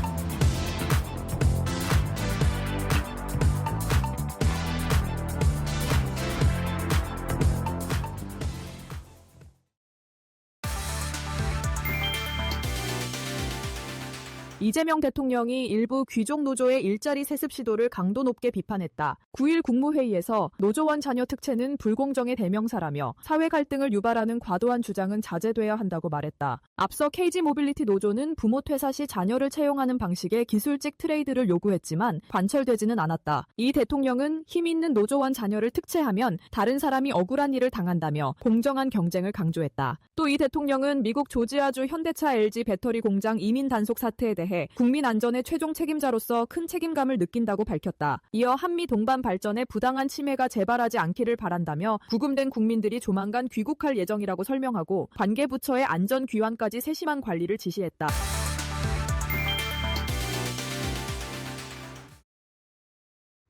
네, 시장 3시 구간 지나가고 있습니다. 키워드 통해서 시장 흐름 같이 한번 체크해 보시죠. 오늘 첫 번째 키워드는요, 증권부터 체크해 보도록 하겠습니다. 내일이죠. 이재명 대통령이 취임 100일을 맞아서 기자회견을 진행을 합니다. 여기에서 주식 양도세, 대주주 기준 요건에 대해서 입장을 밝히겠다라고 발표를 했었는데요. 앞서 이 장동혁 국민의힘 대표와 만났을 때 긍정적으로 검토하겠다라는 이야기가 나왔었고요. 실제로 대통령실에서도 50억 원으로 좀 유지를 생각하고 있다라는 소식들 나오면서 시장은 사실상 50억 원 기정사실화하고 있는 모습들 확인되고 있습니다. 이런 훈풍에 오늘 국내 증시, 특히나 코스피의 경우에는 사상 최고점을 기록하기도 했는데요. 오늘 시장 흐름 같이 한번 증권주 통해서 체크해 보도록 하겠습니다. 네, 현재 구간 키움증권의 경우에는 7%대 급등 흐름 이어가고 있습니다. 장중에 25만 원 선까지 터치했던 모습 확인되고 있고요. 구국증권 5.4%대 급등, 미래에셋증권 또 3.6%대 강세, 대신증권 강보합권 움직임 나오고 있고요. 반면에 상상인증권 같은 경우는 오늘 오전장에서 계속해서 강세 흐름 이어갔었는데 현재 구간 2.3%대 약세로 전환했다라는 점 체크해 보시죠. 두 번째 키워드 체크해 보겠습니다. 네, 두 번째는 로봇 확인되고 있습니다. 앞서 이 로봇주들의 반등 트리거가 됐던 게 이 노란봉투법인데요. 노란봉투법 국무회의를 거쳐서 최종적으로 어제 공포가 됐습니다. 6개월간 유예기간을 거친 뒤에 내년 3월 10일부터 본격적으로 시행될 예정이다라는 소식 전해졌고요. 오늘 로봇주들도 강세 흐름 이어가고 있습니다. 종목 흐름 체크해 보시면요. 다만 장 초반 대비해서 전반적으로는 윗꼬리가 달린 모습들 확인되고 있습니다. 슈림 로봇의 경우에는 현재 구간 11%대 급등 이어가고 있고요. 현대 무벡스 9.7%대 급등, 하이젠 RNM도 5.5%대 강세 이어가고 있습니다. 오늘 레인보우 로보틱스 장중에 7%대까지 급등했었고요. 외국인과 기관 굉장히 많이 담아내고 있는 모습도 확인되고 있는데 윗꼬리가 좀 달리면서 3.4%대 지나가고 있고요. KNR 시스템의 경우에도 강보합권 움직임 확인되고 있습니다. 마지막 키워드 확인해 보겠습니다. 네, 마지막은 보안 확인되고 있습니다. KT 이용자들을 대상으로 한 이 소액 결제 피해 사건에 따라서 오늘 보안주들도 급등 이어가고 있습니다.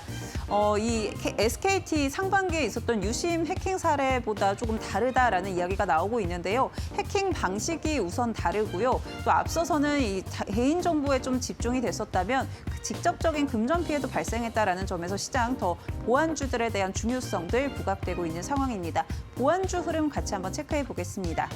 네, 현재 구간 센트랙의 경우에는 6.2%대 급등 이어가고 있고요. 아톤도 5%대 강세, 지니언스 3%대 오름세 보여주고 있습니다. 한삭도 3%대 상승률 보여주고 있고요. 모니터랩은 1%대 강세 보여주고 있지만 전반적으로 좀 음봉 확인되고 있다는 점도 체크해 보셔야 될 것 같습니다. 네, 오늘 키워드 통해서 시장 흐름 체크해 봤습니다.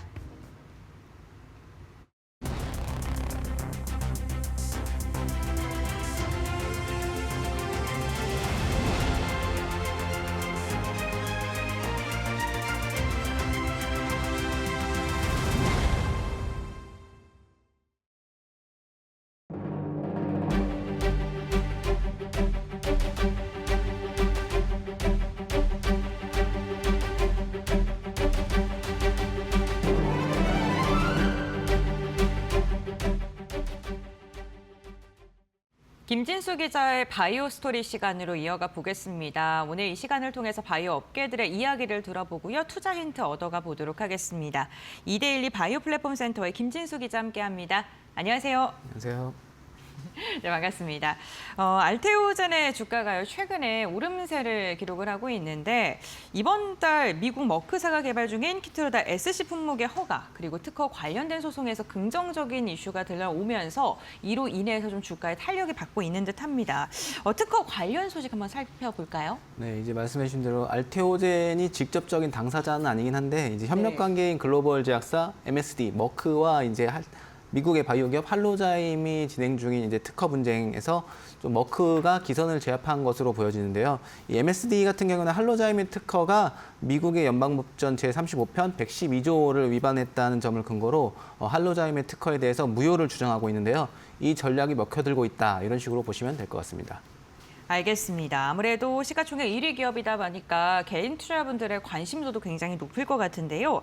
그 특허 분쟁을 진행 중인 머크사 그리고 할로자임 사이에서 변화가 생겼다고 합니다. 알테오젠 입장에서 굉장히 긍정적인 변화라고 하는데 어떠한 내용일까요? 네, 이제 말씀해 주신 대로 MSD 머크 쪽에 좀 더 유리한 상황이 됐다라고도 보여지는데요. 미국 특허청의 최근 발표에 따르면은 할로자임이 등록 후 취소 심판 PGR이라고 하는데 이제 정식 개시를 앞두고서 이 엠다제와 관련된 기존 특허의 청구항 일부에 대해서 포기 디스클레임 결정을 내린 것으로 확인되는데요. 해당 청구항에 대해서는 더 이상 권리를 주장하지 않겠다라는 의미입니다. 이번에 이제 할로자임이 포기한 청구항 같은 경우에는 인간 히알루로니다제 pH 20의 변형 폴리펩타이드와 이를 이용한 제제 용도 등을 다룬 특허 등이 포함되어 있는데요. 총 11건의 특허 그리고 청구항 86개를 포기한 것으로 확인됐습니다. 이제 할로자임 측에서 이제 특허와 관련해 문제가 없다라고 확신한다면은 청구항을 사실 취소할 이유가 없었던 건데 특허 청구항을 포기했다는 것 자체가 자신들의 특허에 조금 문제가 있다라는 것을 인지한 것이 아니냐라는 분석들이 나오고 이에 대해서 이제 권리를 주장하기 어렵다는 점을 스스로 알고 있는 것이라고도 분석되고 있습니다. 네, MSD가 이제 기선을 잡았다 이렇게 해석을 해볼 수도 있을 것 같은데요. 그렇다면 머크 같은 경우에는요, 할로자임 특허에 대해서 어떠한 점을 좀 문제 삼고 있는 걸까요? 네, 이제 MSD가 네. 이제 알테오젠의 기술을 활용해서 이제 키트로다라는 전 세계 1위 의약품에 대한 SC 제형, 피해 주사 제형을 개발 중에 있는데요. 이 개발하는데 이제 알테오제는 기술인 하이브로자임이라는 기술이 들어가 있습니다. 이 과정에서 이제 할로자임의 엠다제 특허가 지나치게 광범위하게 등록돼 있어서 이제 특허 침해 리스크를 선제적으로 없애기 위해서 지난해 11월 달에 MSD가 PGR을 신청한 것이고요. MSD가 이제 할로자임의 엠다제 특허가 광범위한 특허 청구라고 주장하는 이유는 이 엠다제의 제조합 인간 히알루로니단의 기술이 여러 분야에 응용하기 위해 만들어진 포괄적 특허라는 것입니다. 좀 쉽게 설명해 드리자면 엠다제 특허에는 천문학적 숫자의 변이체에 대한 내용이 담겨 있는데 업계에 따르면 이 변이체를 똑같이 재현하는 것이 불가능에 가깝고요. 또 연구원이 평생 실험을 반복해도 만들 수 없는 수준의 수치인 만큼 특허는 무효가 돼야 된다라고 주장하고 있는 상황입니다. 네. 그렇다면 MSD가 구체적으로 어떠한 점을 주장하고 있는지 또 할로자임의 특허가 왜 특허로 인정받으면 안 된다고 하는지 그 근거를 들어보도록 하겠습니다. 말씀해 주시죠. 네, 이제 MSD 역시 이제 이런 점을 파고들고 있는데요. 미국 연방법전 35편 제 112조를 근거로 특허 무효를 주장하고 있습니다.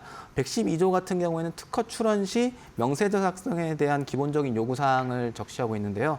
주로 이제 명세서의 충분성을 확보하고 발명이 실제로 존재하는지, 실현 가능한지들을 다루고 있습니다. 발명의 범위가 정확히 무엇인지를 설명해서 특허권자가 발명에 대해서 권리를 주장할 수 있는지를 범위를 명확하게 하는 거라고 이제 보시면 되는데요. MSD가 이제 제출한 의견서를 보면 할로자임의 실시 가능성 없는 특허 청구항으로 권리를 주장하고 있기 때문에 PGR 개시가 이루어져야 하고 특허는 무효가 돼야 된다는 주장을 하고 있는 것입니다. 네, 그렇군요.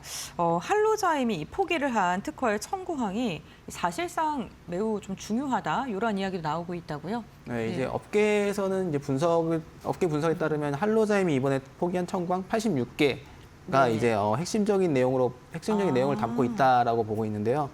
이제 특허는 발명이 실제로 쓸모가 있는지를 판단하는 유틸리티라는 부분을 굉장히 중요시하는데 이 부분이 모두 사라지고 단순히 이제 아미노산의 순서, 시퀀스에 대한 부분만이 담겨 있다라는 것입니다.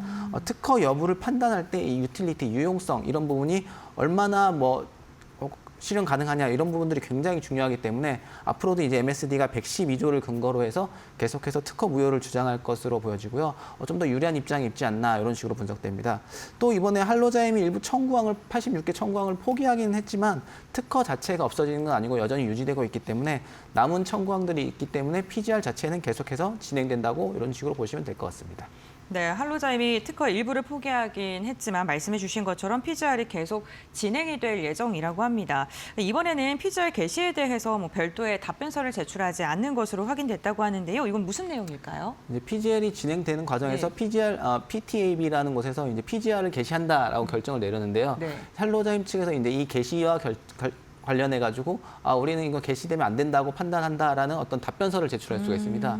근데 이번에는 이제 답변서를 제출하지 않으면서 좀 더 새로운 방향으로 진행될 수 있다라는 분석들이 나오는 건데요. 할로자임이 최근에 PTAB의 PGR 정식 개시 결정에 대해서 답변을 웨이브드하는 것으로 결정했는데 MSD가 이제 총 14건의 PGR을 제기했는데 이 중에서 5건에 대해서 답변을 포기한 것입니다. 과거에 이제 얼마 전에도 게시됐던 것들에 대해서 할로자임이 PTAB에 이제 요건을 충족하지 못했다, PGR 개시 요건을 충족하지 못했다라고 이제 답변서를 제출했지만 PTAB가 이를 받아들여주지 않았습니다. 따라서 이제 할로자임 입장에서는 비슷한 내용으로 계속해서 답변서를 제출하는 것은 의미가 없다라고 본 것 같고요. 그래서 이제 좀 전략을 바꾸지 않을까 이런 식으로 분석되고 있습니다. 그렇군요. 답변을 포기했다고 해서 진행이 멈춰지는 것은 아니니까요. 그럼 앞으로 전략은 어떻게 펼쳐질까요? 네, 이제 말씀해 주신 대로 이제 개시에 대해서는 이제 할로자임 측에서도 태클을 걸지 않겠다 이런 의미로 보시면 되고 이제 PGR 자체는 포기한 것은 아니기 때문에 MSD와 본격적으로 특허 자체를 두고 공방을 펼칠 것으로 보여지는데요. 이 PGR은 특허의 유효성을 다루기 때문에 엠다제 특허가 특허 등록이 가능한지 여부가 굉장히 중요한 포인트라고 할 수 있고요. 할로자임이 이제 그동안 이제 말씀드린 것처럼 PGR이 개시될 이유가 없다라고 주장했지만 이제 받아들여지지 않고 답변도 제출하지 않은 만큼 앞으로는 특허 자체가 유효한 것이다라는 주장으로 이제 방향을 바꿀 것으로 보여지고 이제 MSD는 기존과 마찬가지로 112조를 근거로 해서 특허의 실시 가능성이 낮다. 있다라는 점을 계속해서 공략할 전망입니다. 특허를 통해서 이제 권리를 확보하기 위해서는 말씀드린 것처럼 이제 충분한 실시 사례가 있어야 되는데 할로자임의 엠다제 특허 같은 경우에는 현실적으로 불가능한 특허라는 것을 계속해서 공략할 것으로 보여집니다. 네, 할로자임이 PGR 개시에 대해서 답변을 하지 않는 것에 대해서 뭐 숨은 의미가 있다라는 분석도 나오고 있다는데 할로자임에게 더 유리한 방향을 끌고 가려는 전략이라고요? 네, 당연히 네. 할로자임 입장에서는 뭐 답변서를 제출해서 더 유리하다면 당연히 제출했을 네. 텐데 제출하지 않은 그 이유가 뭘까에 대해서도 좀 분석을 해봤는데 네, PGR 개시에 대해서 별도의 답변을 하지 않은 것은 이제 지방법원에서 진행 중인 특허 소송으로 끌고 가기 위한 전략이 아니냐 이런 분석들도 나옵니다. 할로자임 같은 경우에는 올해 4월 달에 뉴저지 연방법원에 MSD 항암제 키트로다 SC가 자사의 특허 15가지를 침해한다는 내용의 특허 소송을 제기한 바 있는데요. 앞서 말씀드린 것처럼 이제 MSD 같은 경우에는 MSD가 신청한 PGR은 특허의 유효성만을 다루고 있지만 이제 할로자임이 제기한 특허 소송 같은 경우에는 유효성을 포함한 모든 요건을 다루고요. 또 손해배상 및 금지 명령까지 다루고 있기 때문에 할로자임 측에서는 특허 소송으로 가는 것이 좀 더 유리한 것으로 판단한 것으로 보여집니다. 네, 알겠습니다.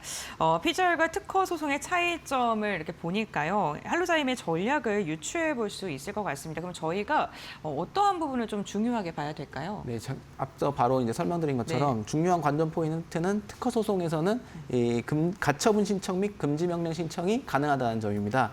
MSD 같은 경우는 이제 이달 내로 키트로다 SC의 품목 허가를 받는다고 공식적으로 발표하고 있는데요. 그리고 10월 달에 출시까지도 계획 중에 있습니다. 할로자임 입장에서는 키트로다 SC 출시를 막기 위해서 PGR이 아닌 특허 소송으로 이끌어가는 것을 더 원하는 셈이라고 할 수 있는데 미국에서는 이제 우리나라 가처분에 해당하는 임시 금지 명령 TRO라는 것이 있습니다. TRO를 신청할 수 있는데 미국 법원이 이제 특허 침해 사건에서 판매 금지 가처분 결정을 내리는 요건은 본안 소송에서의 승소 가능성, 회복 불가능한 피해 발생, 그리고 양측의 이해득실 균형, 공공의 이익 등이 있기 때문에 이런 포인트를 아마 법원이 살펴보게 되지 않을까 이런 식으로 전망되고 있습니다. 그럼 가처분 신청이 핵심이 될 것 같아 보입니다. 그렇다면 할로자임이 언제쯤에 가처분 신청에 나설 것으로 예상되나요? 네, 말씀해 주신 대로 이제 가처분의 신청이 언제 이루어지느냐 굉장히 중요한 포인트인데 키트로다 SC가 이번 달에 이제 품목 허가가 예상되고 다음 달에 판매가 예상되는데 이제 할로자임 같은 경우는 키트로다 SC 품목 허가 후 출시를 앞둔 시점인 내달 10월 달쯤에 TRO 신청에 나설 것으로 예상됩니다. 이 TRO의 효력은 일반적으로 최대 14일까지인데요. 금지 명령 인정 시한이라고 있는데 또 여기까지 또 연결이 가능해서 법원 최종 판결이 나오기 전까지 판매 금지 처분도 유지가 가능합니다. 이제 다만 이제 할로자임이 임박성이나 회복 불가능한 손해에 대해서 제대로 입증하지 못하는 경우에는 이 TRO는 기각될 수밖에 없고요. PGR에서 MSD가 할로자임의 엠다제 특허에 대해서만 문제를 삼고 있기 때문에 이제 알테오젠의 ALT-B4 기술이 관여되어 있지 않지만 특허 소송에는 이제 할로자임이 MSD가 쓰고 있는 알테오젠의 ALT-B4 기술이 특허를 침해하고 있다라고 언급되어 있는 만큼 알테오젠 입장에서도 좀 더 특허 소송에는 직접적으로 관여되어 있다라고 할 수 있고요. 특허 소송의 경우 아직까지 초기 단계여서 11월 달 정도는 돼야지 좀 본격적으로 시작되지 않을까 이런 전망들이 나오고 있습니다. 그렇다면 할로자임의 전략대로 특허 소송까지 이어질 가능성에 대해서는 어떻게 보고 계실까요? 네, 이제 말씀드린 것처럼 특허 소송 개시가 한 가지 좀 포인트가 될 수 있는데 이 중요한 포인트 중에 또 다른 포인트 중에 하나가 특허 소송이 과연 제대로 진행될 수 있을까라는 부분입니다. PGR이 특허 관련해서는 좀 더 전문적인 것들을 다루고 있고 판단하는 분들도 이제 좀 더 전문적이기 때문에 특허 소송이 동시에 걸려 있는 경우에는 특허 소송을 진행하는 지방법원에서 PGR의 결정을 보고 판단하겠다며 이제 소송을 일시 중단시키는 경우도 있습니다. 어차피 이제 PGR이나 소송이나 거의 같은 내용을 다루고 있기 때문에 특허법원 입장에서는 좀 더 전문적인 내용들을 들어보겠다 이런 입장인데요. PGR 결과가 이제 내년 6월쯤 나올 예정이기 때문에 이 특허 소송이 계속해서 이뤄질지도 굉장히 중요한 관전 포인트라고 할 수 있고요. 이 경우에 이제 PGR의 결과에 따라서 또 지방법원에 진행 중인 특허 소송에도 당연히 영향이 갈 수밖에 없기 때문에 일단은 좀 MSD 쪽이 좀 더 유리하지 않나 이런 분석들이 나오고 있습니다. 네, 알겠습니다. 오늘은 코스닥 시가총액 1위 기업인 알테오젠과 관련된 특허 소송과 대한 이야기를 첫 번째로 나눠봤고요. 두 번째도 개인 투자자분들께서 정말 주목하고 계시는 이슈 중에 하나입니다. 최근에 그 남녀를 가리지 않고 피부에 대한 관심도가 굉장히 높은데요. 스킨 부스터 관련된 이야기 나눠보겠습니다.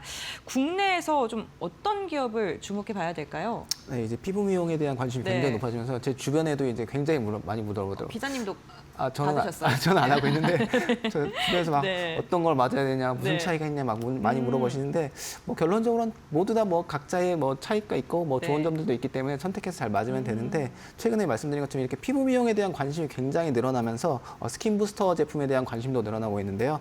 국내에는 이제 파마리서치의 리쥬란 당연히 네. 대표 품목으로 뭐 꼽히기도 하고요. 이제 가장 유명하기도 한데 후발주자들도 각자의 개성을 바탕으로 시장 공략에 나서고 있는데요. 대표 주자로는 이제 LNC 바이오와 바이오비주를 꼽을 수 있을 것 같습니다. LNC 바이오 최근에 이 피부 스킨 부스터에 대한 기대감 속에 주가도 많이 올랐거든요. 그러면 리쥬라는 뒤를 바짝 따라갈 것으로 지금 예상이 되고 있는데 LNC 바이오에 대한 설명 들어볼까요? 네, 말씀해주신 대로 최근에 주가 상승도 굉장히 크게 있었고, 네. 굉장한 기대주라고 할 수 있는데 LNC 바이오 같은 경우에는 최근 이제 피부 미용 분야 강자 휴메딕스와 판매 유통 계약을 체결하고 엘라비에 리투오라는 제품의 본격적인 시장 진출을 알렸습니다. 올해 이제 엘라비에 리투오 매출 같은 경우에 40억 원가량으로 예상되는데요. 특히 이 리투오 제품의 거래처가 1,000곳을 돌파하면서 피부 재생 전문 기업으로 정체성 전환까지도 이뤄지고 있다라고도 분석되고 있습니다. 이제 한국과 싱가포르에서 판매가 되고 있고 리투오 중심의 추가 제조시설 착공에 들어가서 올 연말에는 허가를 목표로 하고 있는 만큼 앞으로 이제 생산이나 공급 부족 문제도 곧 해결되지 않을까 이런 식으로 전망되고 있습니다. 네, 알겠습니다. LNC 바이오와 바이오비주 이렇게 두 가지를 말씀을 해주셨는데 바이오비주는 조금 낯서신 분들도 계실 것 같아요. 어떤 기업일까요? 네, 바이오비주도 역시 이제 뭐 이런 스킨 부스터 제품 네. 같은 것을 보유하고 있는 기업인데 대표적으로는 칸도럽과 아세나르트라는 제품을 보유하고 있습니다. 설립 초기부터 이제 해외 시장을 주력 타깃으로 해서 글로벌 진출에 좀 더 적극적으로 나서고 있는 곳인데요. 현재 중국, 동남아, 유럽, 중동 등 21개국의 유통망을 확보했고 중국의 경우에는 현지 유통망과 이제 소비자 직접 판매 채널도 조기에 구축한 상황입니다. 바이오비주의 매출 같은 경우는 2023년에 171억 원에서 지난해 296억 원으로 굉장히 크게 상승했습니다. 네, 실적의 성장세가 굉장히 눈에 띕니다. 특히나 글로벌 시장으로의 성장세도 주목해 볼 만한데요. 그렇다면 제품이 워낙 다양하다 보니까요. 제품별로 어떤 차이가 있을까요? 네, 아무래도 경쟁력이 어떤 곳에 있냐 좀 간단하게 살펴볼 네. 텐데요. 이제 리쥬란 같은 경우에는 폴리뉴클레오타이드, PDRN이랑 비슷한 성분인데 PN 성분으로 이루어져 있고 엘라비에 리투오 같은 경우에는 무세포 동종 진피 기반 세포 외기질 ECM이라는 것으로 이루어져 있습니다. 칸도럽과 아세나르테는 히알루론산, 뭐 흔히 저희가 과거에도 많이 했던 히알루론산이 주성분이고요. 당연히 이 성분에 따라서 이제 효과와 뭐 지속 기간 등에서 차이가 있고 또 허가에 따른 차이도 있습니다. 리쥬란 같은 경우에는 의료기기로 허가를 받았고 엘라비에 리투오는 조직 이식제, 그다음 칸도롭과 아세나르트는 화장품으로 허가가 이루어졌습니다. 각 허가에 따라서 이제 의료기관에서만 사용이 가능하냐, 아니면 집에서도 내가 홈케어를 할 수 있느냐 이런 것에 따라서도 이제 마케팅 전략의 차이가 있기 때문에 앞으로 이들이 어떤 전략으로 이 시장을 공략하는지가 관전 포인트가 될 수 있다라고 말씀드리겠습니다. 네, 알겠습니다. 오늘은 기자님과 함께 알테오젠의 특허 소송과 관련된 이야기, 두 번째로는 스킨 부스터에 대한 이야기, 각 사별로 어떠한 차별점과 강점을 갖고 있는지에 대한 이야기까지 나눠봤고요. 오늘 말씀은 여기까지 듣도록 하겠습니다. 고맙습니다.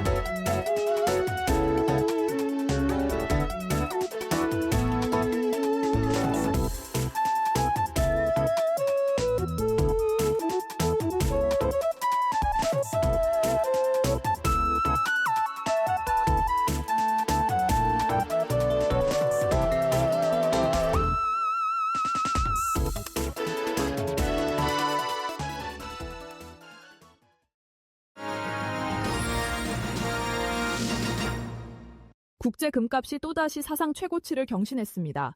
미국의 금리 인하 기대와 달러 약세, 그리고 글로벌 중앙은행들의 금 매입 확대가 겹치면서 내년 상반기에는 온스당 5,000달러 전망까지 나오고 있습니다. 이 경우 순금 한돈 가격은 100만 원에 가까워집니다. 금융투자업계에 따르면 지난 8일 런던 금시장협회에서 금 현물 가격은 온스당 3,646달러를 기록했고 시카고 상품거래소 금 선물도 3,677달러에 마감하며 최고치를 경신했습니다. 국내 금값도 급등해 KRX 금시장에서 1kg 현물이 165만 원을 넘어섰고 한국금거래소 기준 한돈 가격은 70만 7천 원으로 역대 최고치를 기록했습니다. 지난해보다 53% 오른 수치입니다. 금값 강세 배경에는 연준의 금리 인하 기대가 큽니다. 고용지표 부진으로 이번에 최소 0.25%포인트 인하 가능성이 높아졌고 달러 지수도 약세 흐름을 이어가고 있습니다. 여기에 트럼프 대통령의 연준 이사 해임 시도로 달러 불확실성이 커지자 안전자산 선호가 강화됐다는 분석입니다. 신흥국을 중심으로 중앙은행들의 금 보유 확대도 랠리를 뒷받침하고 있습니다. 골드만삭스는 내년 상반기 금값이 4,000달러, 경우에 따라 5,000달러까지 치솟을 수 있다고 전망했습니다.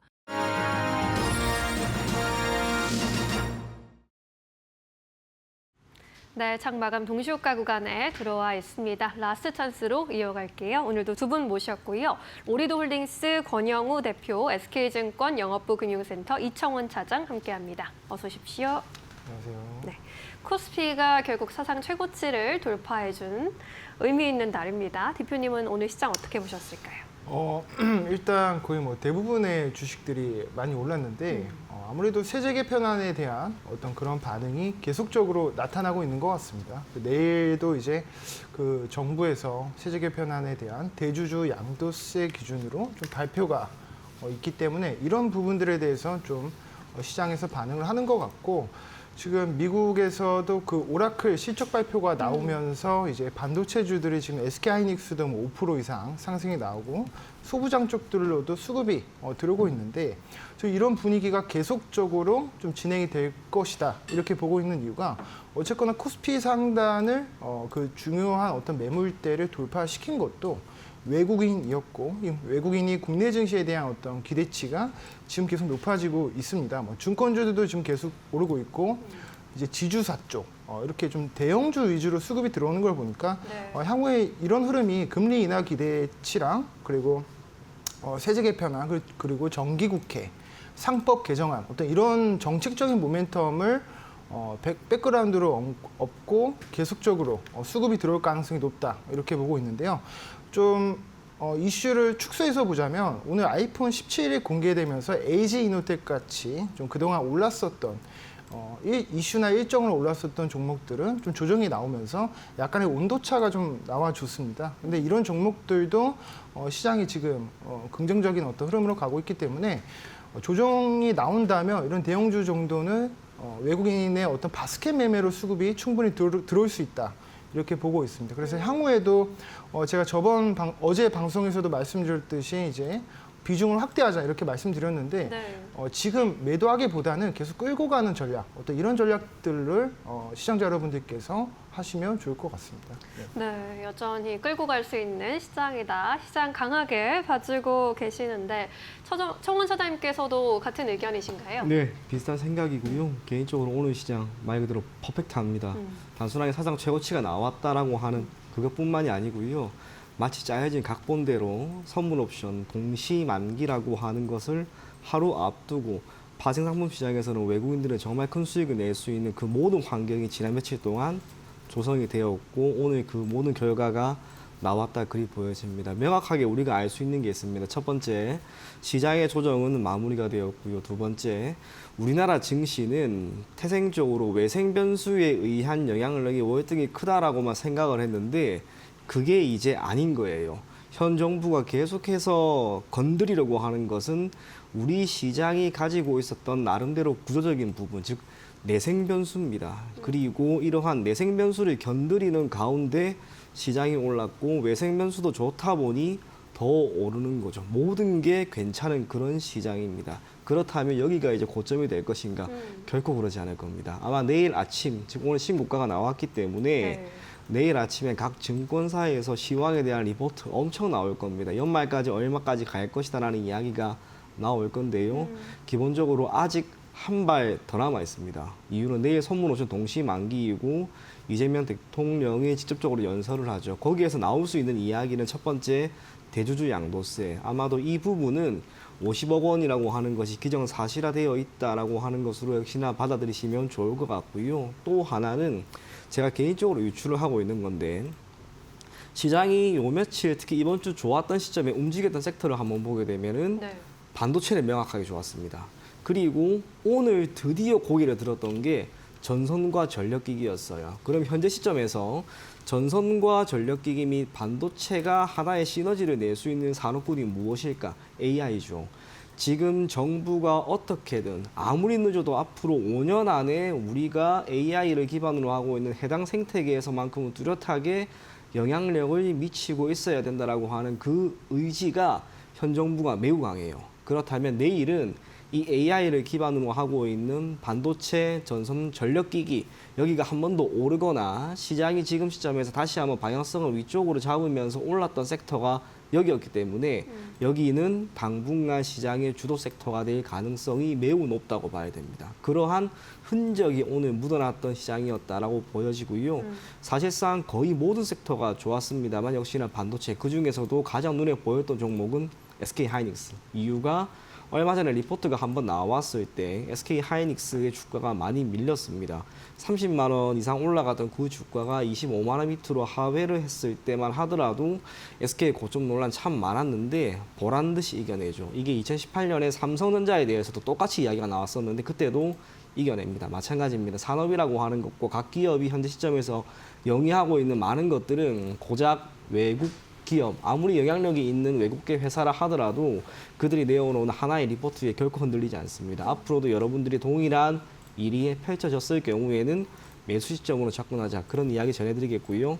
파티가 끝났다라는 생각이 한편으로 들긴 듭니다만 그래도 내일 이벤트가 있기 때문에 내일 장 초반의 흐름도 우리가 내심 기대할 수 있습니다. 3,316포인트 사상 최고치 이게 아니고요. 내일은 장 초반부터 만약에 빠르게 움직인다면 코스피 기준으로 3,350포인트까지는 열어두시고 여러분들이 시장 계속 긍정적으로 보시면 좋겠다 그렇게 이야기 전해드리겠습니다. 네, 사상 최고가 경신한 코스피 지수. 앞으로도 더 상승 여력 있다라는 두 분의 의견으로 모아지는데요. 그렇다면 현재 동시효과 구간 분위기 짚어보고 가도록 하겠습니다. 코스피 지수 1.6%대 탄력 보여주고 있고요. 3,314포인트 마감 기다리고 있습니다. 오늘 장중에 3,317포인트까지 고점 높이는 모습 나타났습니다.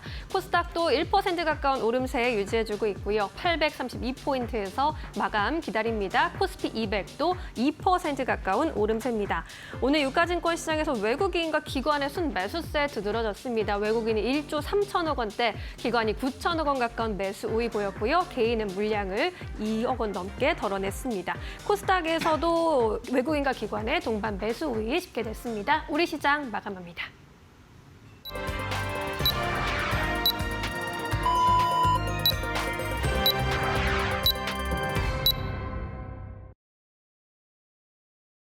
네, 9월 10일 수요일장 우리 시장 마무리가 됐습니다. 증시 역사상 역사적인 날이 바로 오늘인데요. 사상 최고치를 경신한 우리 시장 종가 기준으로도 역사적 고점을 기록하는 데 성공을 했습니다. 반도체 관련된 기업들의 강세가 시장을 이끈 것으로 확인되고 있는데요. 트레이딩 뷰를 통해서 조금 더 자세하게 알아보도록 하겠습니다. 오늘 삼성전자와 SK하이닉스의 강세가 눈에 띄었습니다.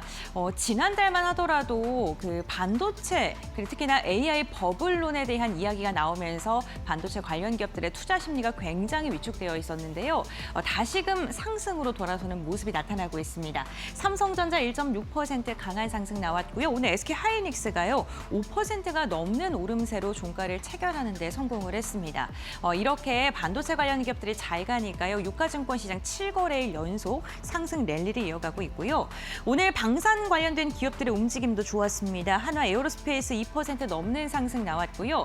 이스라엘과 그리고 러시아 드론 격추에 대한 이야기들이 나오면서 지정학적 리스크 또 다시 불거졌는데요. 오늘 방산 관련 기업들 그에 대한 기대감 속에 또 다시 상승으로 보였습니다. 조선 관련된 기업들도 탄력 잃지 않습니다. 한화, 오션, 삼성중공업 일제의 오름세를 기록했고요. 오늘 전력설비, 전력기계 관련 기업들 AI 상승과 함께 움직임이 좋았는데 효성중공업 11% 그리고 LS 일렉트릭은 5%가량의 오름세를 그리면서 종가를 체결하는 데 성공했습니다.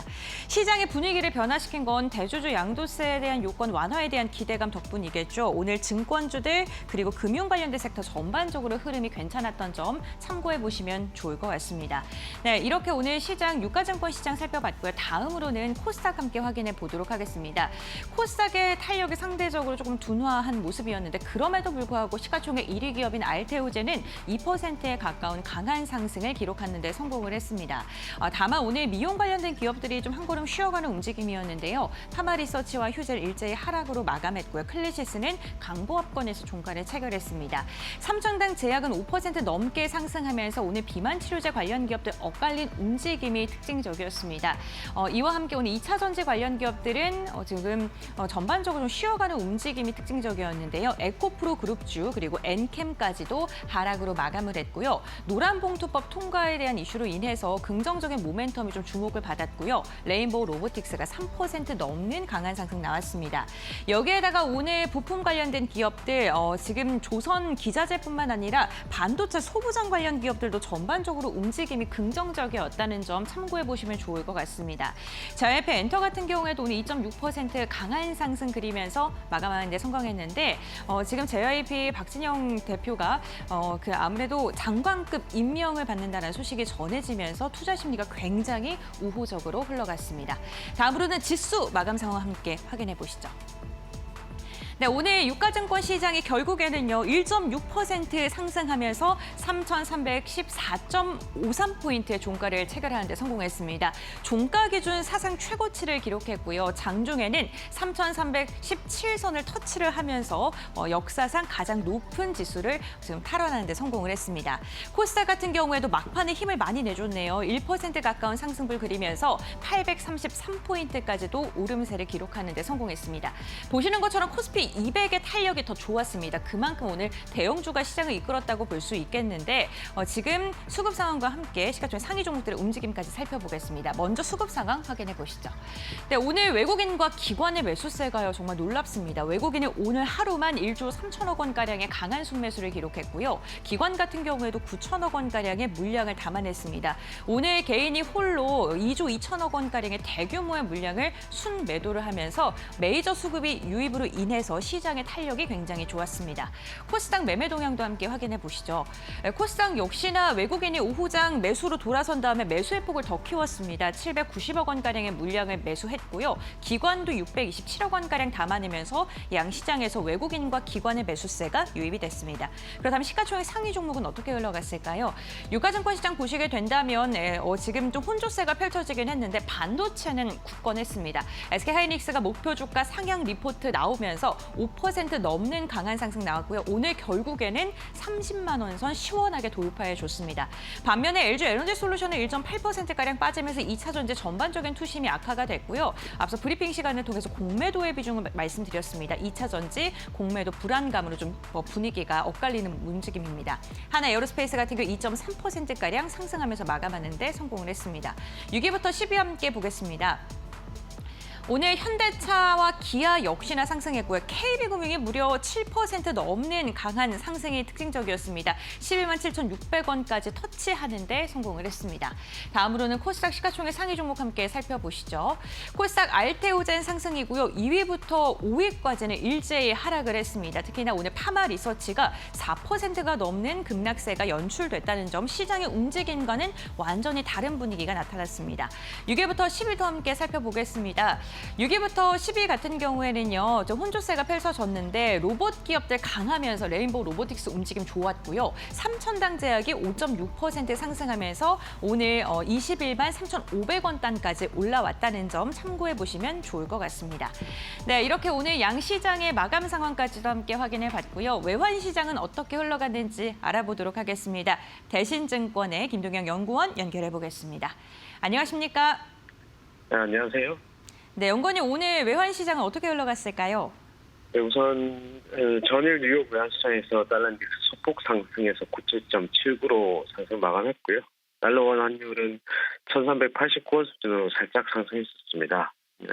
우선 전주에 비농 공영 지표가 큰 폭의 부진을 보였었는데 전날 연간으로 비농 고용 지표 수치 자체가 하향 조정이 되었거든요. 그래서 연간으로 총 91만 명 과대 계상됐던 것들이 사라져서 월 평균 한 7만 6천 명 정도로 조정되었다고 볼 수 있습니다. 결국에는 지금까지 고용이 좋았었던 걸로 보였지만 실제적으로는 아니었다라고 할 수 있었고 그 수치가 통계적으로도 조정이 되었다는 건데요. 그럼에도 달러는 금일과 내일 이제 미국 생산자 물가 지표 그리고 소비자 물가 지표를 앞두고서 인플레이션 우려로 반등을 했습니다. 우선 미국 국채금리 역시 반등해서 지표 발표에 대비하는 모습이고요. 국제 정세로서는 프랑스가 의회 부신임으로 총리가 물러나게 된 상황에서 시위가 일어나고 또 대통령이 신임 총리를 지명하는 등의 혼란이 지속되고 있는 중입니다. 그리고 이스라엘이 하마스 공격을 하면서 카타르 영토 내를 공격을 해서 중동발 위기가 커지고 있다고 볼 수 있겠습니다. 카타르는 이스라엘을 유엔에 규탄하면서 심각한 확전이라고 얘기를 하고 있어서 전반적인 지정치적 리스크가 올라가면서 달러가 조금 강세를 보였습니다. 오늘 아시아장에서는 코스피 외인 매수에 그동안의 달러 하락세를 소폭 만회해서 1390원까지 상승했었으나 상단 막히면서 1386원 50전에 마감했습니다. 네, 그렇군요. 이제 시장은 CPI 지표 발표 좀 집중을 할 것 같습니다. 앞으로 외환시장 이에 대한 영향 어떻게 바라보실까요?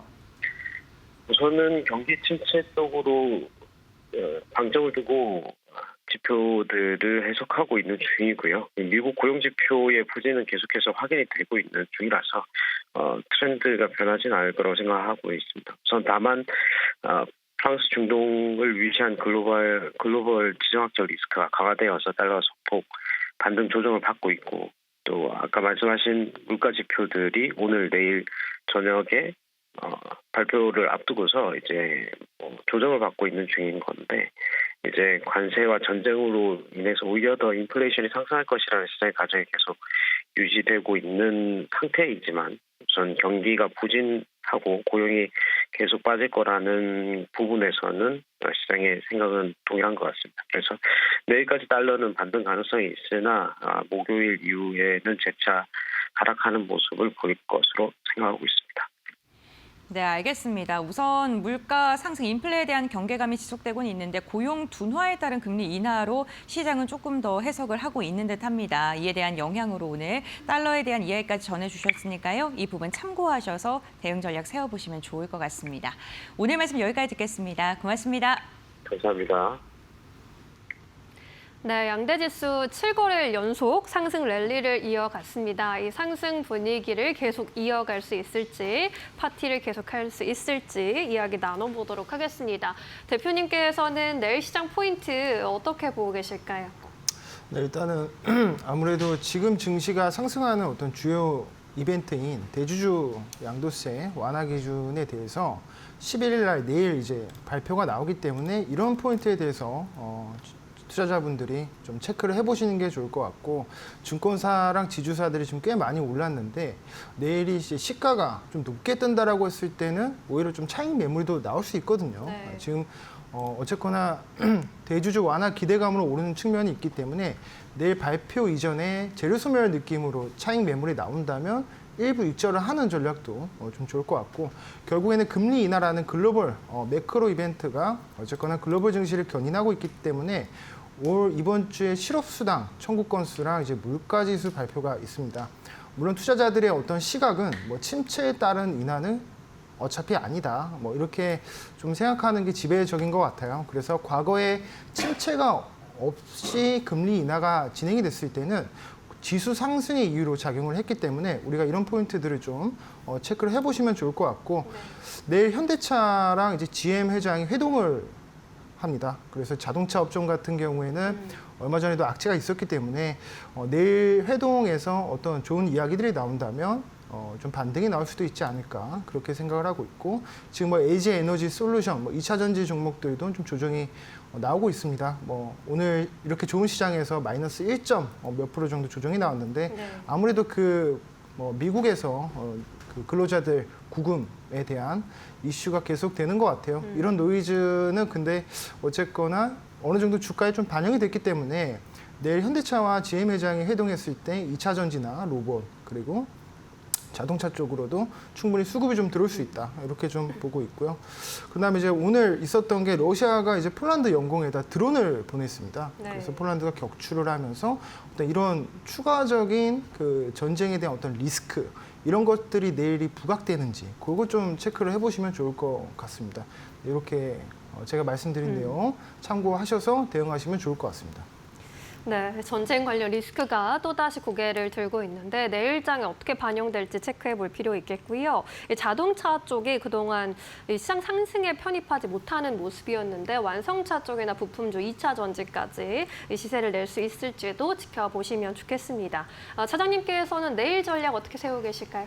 네, 내일 선물 옵션 동시 만기이기 때문에 변동성이 조금 있긴 있을 겁니다. 특히 장 후반에 조금 있을 것 같습니다. 그렇다면은 장 초반에는 여러 가지 정부 차원에서의 발표도 있고 지금 오늘과 같은 이러한 흐름이 장 초반에는 이어질 수 있기 때문에 기대감은 있겠죠. 그때 아마 가파르게 좀 올라가는 경향을 보이지 않을까. 하지만 선물 옵션 동시 만기는 장난이 심합니다. 오늘 그리고 어제와 같은 계속해서 종가까지 올라가는 일은 매우 희박할 겁니다. 그래서 내일 하루 시장이 조금 더 오른다라고 생각은 하되 오늘과 어제와 같은 그런 상승은 기대는 하지 마시고요. 네. 다만 우리가 앞서 제가 이야기를 드린 것처럼 명확하게 시장의 방향성과 주도 섹터는 나왔습니다. 여러분들이 이제는 여기만 딱 집중하시면서 시장에 대응하자. 그렇게 이야기 전해드리겠습니다.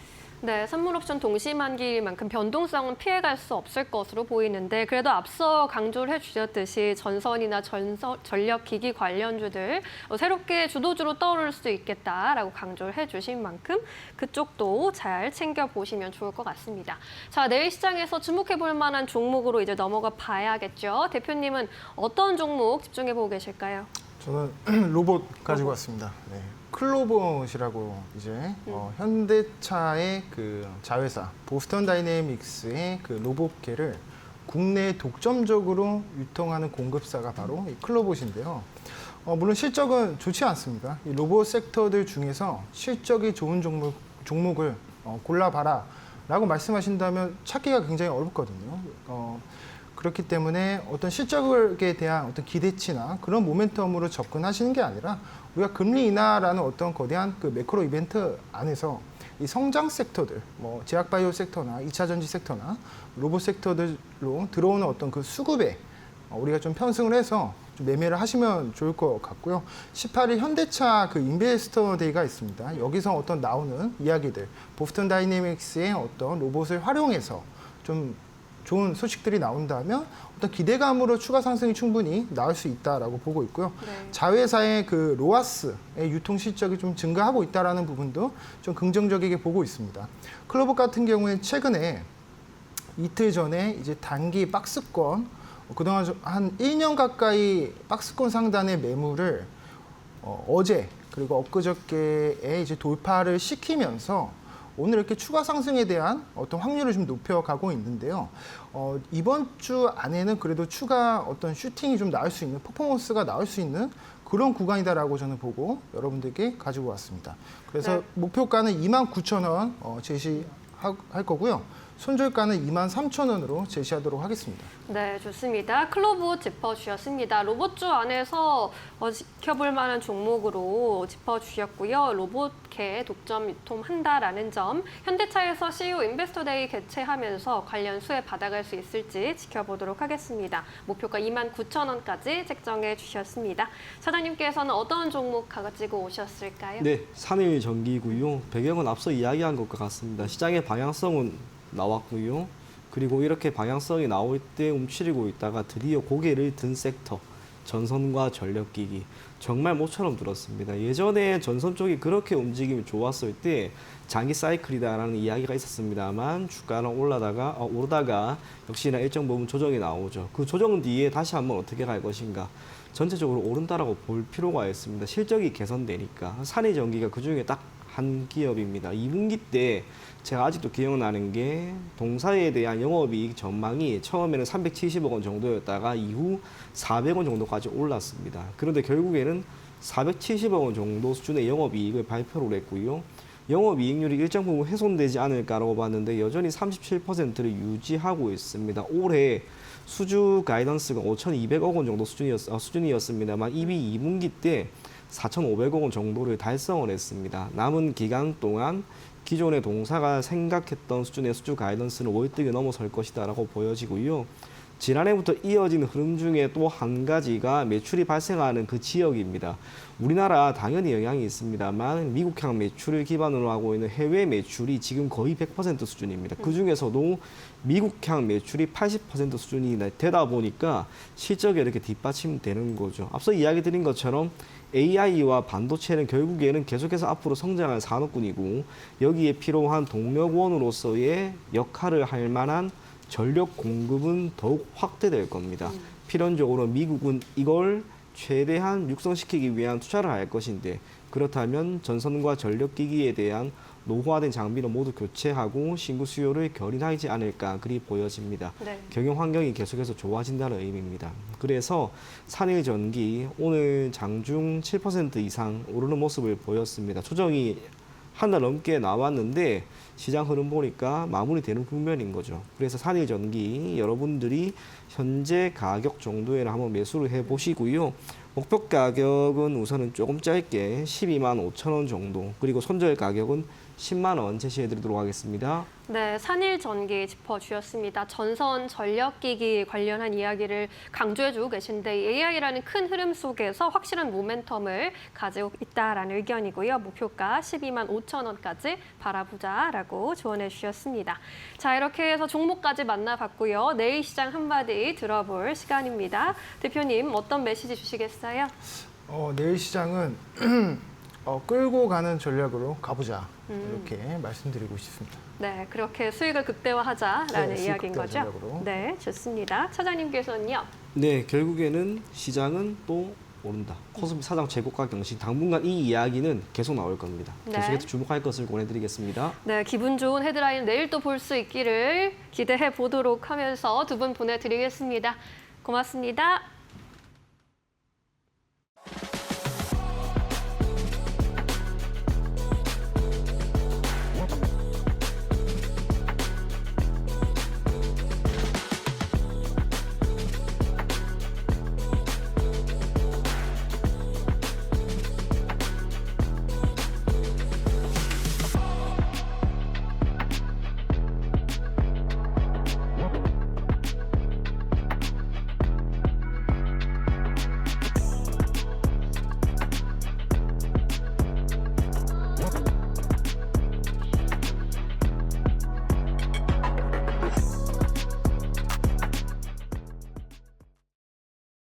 네, 오늘 저희가 준비한 소식은 여기까지입니다.